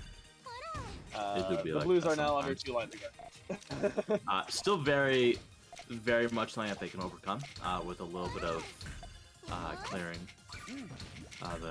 like that, and just one more, and it would be uncovered. But unfortunately, it's just doing so in a tactful way that's also somewhat offensive and puts out garbage and defends, right? If they get Ooh, some this slow purples there, combo. which they do, looks like they have access to it now. This should be a 4. And with the extra purple, could send off a really nice 2-chain. Looks like they'll be opting for there, especially with Andy being that high up on the board. Going to be forced to T-spin in order to retaliate that garbage. But unfortunately not sending anything to Salted's board, so Salted is going to have all the time in the world to keep building. They opt to send off a 2-chain to negate Andy's leaf T-spin single there over on the right side of their board. However, Salted has been doing a lot of work to try and negate from Andy's board. They're not building up very much, so their resources are kind of limited. We've definitely seen Salted turn quote limited resources into something very quick, given a little bit of uninterrupted time, which they may be getting right now as Andy is pretty much set. Well, that margin time is pretty much set to start a down stack. Looks like if they could just get to Salted that wants to green. get to that. Yeah. Oh, With the get yellow, some though. yellows, Well, it's and gonna be the 2-chain able to send the garbage off. a 4-chain, yeah. So that's actually enough right there. Salted able to find a way to make the skimming work. The 2-chain fending off the attack to give them enough time to access the main, and that is going to end Andy there. So it looks like they're going to be going for a little bit of stairs here, I think, on Salted's side, if I'm not mistaken. Yeah. Unfortunately, especially since they didn't start on the transition early, that is a very hard transition to make. And they're just not going to go for it all and just set up a 4-chain. Unfortunately, when you start setting up stairs or Kaidan, typically you want to start building the transition really early, but if you forego it or don't build it early, you're basically, unable to transition to a second layer. Definitely very- ability to... Go ahead. So we have a pretty clean board right now from Salted. A nice, pretty much a 3-chain ready to be set off any second, so he sets it up now. But Andy also pretty near the bottom of the board, or was before they took the garbage. And we got a nice 2-chain, very easy to change that into a 3-chain. They place the blue right there. But unfortunately, it keeps getting garbage covering up their trigger. So right now, the red being their trigger unless they switch up their chain. Just keeps getting covered up. Have to figure out something while all this constant pressure is coming down. And it looks like they may be Salted's switching up the trying- order. Yeah, and just get switching up the blues order and over. skimming. Some very adaptive play there. Always good to see that awareness of kind of the situation, the state of the other player's board, kind of influencing how Salted wants to build this, which is definitely something that's important in these, or not to mention just any 1v1, but specifically the Puyo Tetris 1v1 as well. Right. And we're getting a little 4-chain off right here. Struggling to get it, but eventually does get it. It's going to be enough to top out Andy. Or not. Oh, 1 line extra. There it is, fortunately. So it's going to be 12 to 10. Favor Salted. Unfortunate double S there that they had to place, so just barely lined them out. But good on Salted for finding that 4-chain, which is making sure to use what they had available to them. And so they have a 3-chain, but it's currently buried under that 1 layer of garbage. Looks like they're able to use the purples there in order to save it a little bit. Going to now have to dig into those reds and then place a purple on top, but getting the best case scenario in order Yeah. to extend there. Definitely very fortunate Puyo placement right there. Set that blue on top of there, and that garbage is going to end up being essentially next link in the chain. But maybe getting a little greedy here. Nope, there it is. They do it like that, and that's going to be a nice 6 chain right there. Yeah, very nice. It's going to be rough for Andy to recover from. Yeah, no recovery off that one. Despite building mainly horizontally there, they had that one split second of building up with the reds, blues, and purples over on column 1. And although they had that like one layer of garbage, it was the perfect amount in order to save that chain. So very good stuff on Salted for that build there. And we're seeing a little bit of a GTR Salted for the conversion. Getting a nice green trigger. They're at like a 4 or 5 chain right now. And just keeps building on top of it. Purple now the trigger if they can get that set. This is a massive chain that just keeps getting built up, and I think we're gonna let it unleash right now. Looks like a 6 as well. 6 as well. That is a lot of garbage coming out for Tetris with very little to counter. Sends it all the way up to the top of the board. And the potential with those greens and blues to send some 2 chains there. And that is going to, I believe, seal the deal on Andy's board. Never mind, playing on row 20 like it's nothing there. Andy fighting for his life. Is still in this game. Not for much longer with this 3 chain coming out. Very well fought, but unfortunately gave Salted way too much time to build up a big 6 chain, which put Andy at the top of the board, and they were never able to recover. Just a struggle from there. And so Andy now is getting quite a bit ran away from here in this, that Salted winning the last 4 to bring that lead back up to a 4-game lead. So Andy's now got to try and regain some momentum there, see if they can improve upon their previous games. And Salted in a very based on bad this situation. 9-up packet, it looks like Andy is doing quite well. Salted has a lot of stuff that's still buried. Not going to really be able to get anything higher than a 2 or 3 chain. Settles for the power 2, which is definitely good at this point. Going to be able to give them some breathing room to dig back down to the chain. Yeah, unfortunately for Andy, Salted got enough time to dig down and take the 4 chain, and now Andy's going to basically feel the heat for it. It's not the end of the world, but Andy definitely wanted to avoid that. You have to start, skimming and down stacking. That team misdrop is not going to help. No, yeah, I am very surprised. Andy has avoided a lot of misdrops that took a lot of games in order for us to see it in those latter ones. But unfortunately, that looks like it'll be it for Andy and Salted. Salted taking the set 15-10, with Puyo claiming the victory over Tetris there. Well, GG's to both players. Very well fought. Andy kept it close for a very long time, but unfortunately for Andy, Salted came out with the moves at the end and took the set.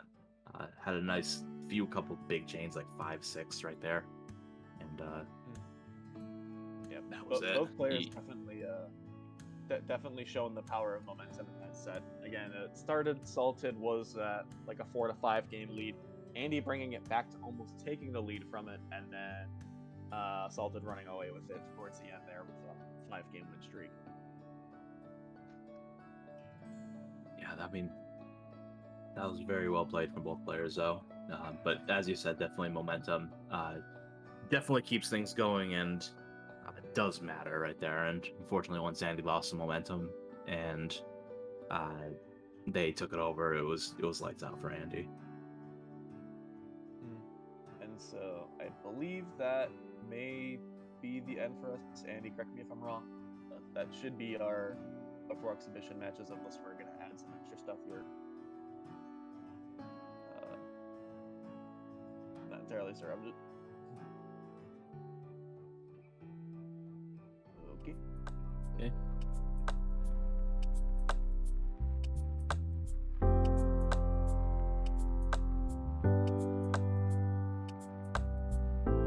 Oh, we're still on. Oh, okay. I wasn't sure if we were still available. Okay, so hi, Twitch chat, still can hear us. All right. Yeah. So again, thank you all so much for tuning in. That is going to be the conclusion of our Prelude events. Hopefully, you guys enjoyed all the matches today, and that they were a good showing of what is to come for the PPT2 doubles tournament. I am surely excited to watch and commentate these upcoming matches in only 2 weeks. Yeah, I mean, I'm excited to see what comes with the main event too. If it was anything like what we had today, it's definitely very exciting and fun. It's just great games all around. I love to see Puyo versus Tetris and see how they try to adapt to each other. So again, make sure if you all want to participate, stay in the know, make sure Zach and Greg have the Discord. You should be able to like the Twitch description for those watching on Twitch. Be sure to follow us on Twitter for any updates on tournament dates, especially when the tournament date did change. Make sure to follow us there. And yeah, that was again very, very good stuff. Very excited for what's to come. And can't wait to see y'all in 2 weeks for the main events. See you there. Thanks for coming out, guys. Yeah, good one. All right. Good one, everyone. And now, folks, it's time to say goodnight. We sincerely appreciate your patronage and hope we've succeeded in bringing you an enjoyable evening of entertainment. Please drive home carefully and come back again soon. Good night.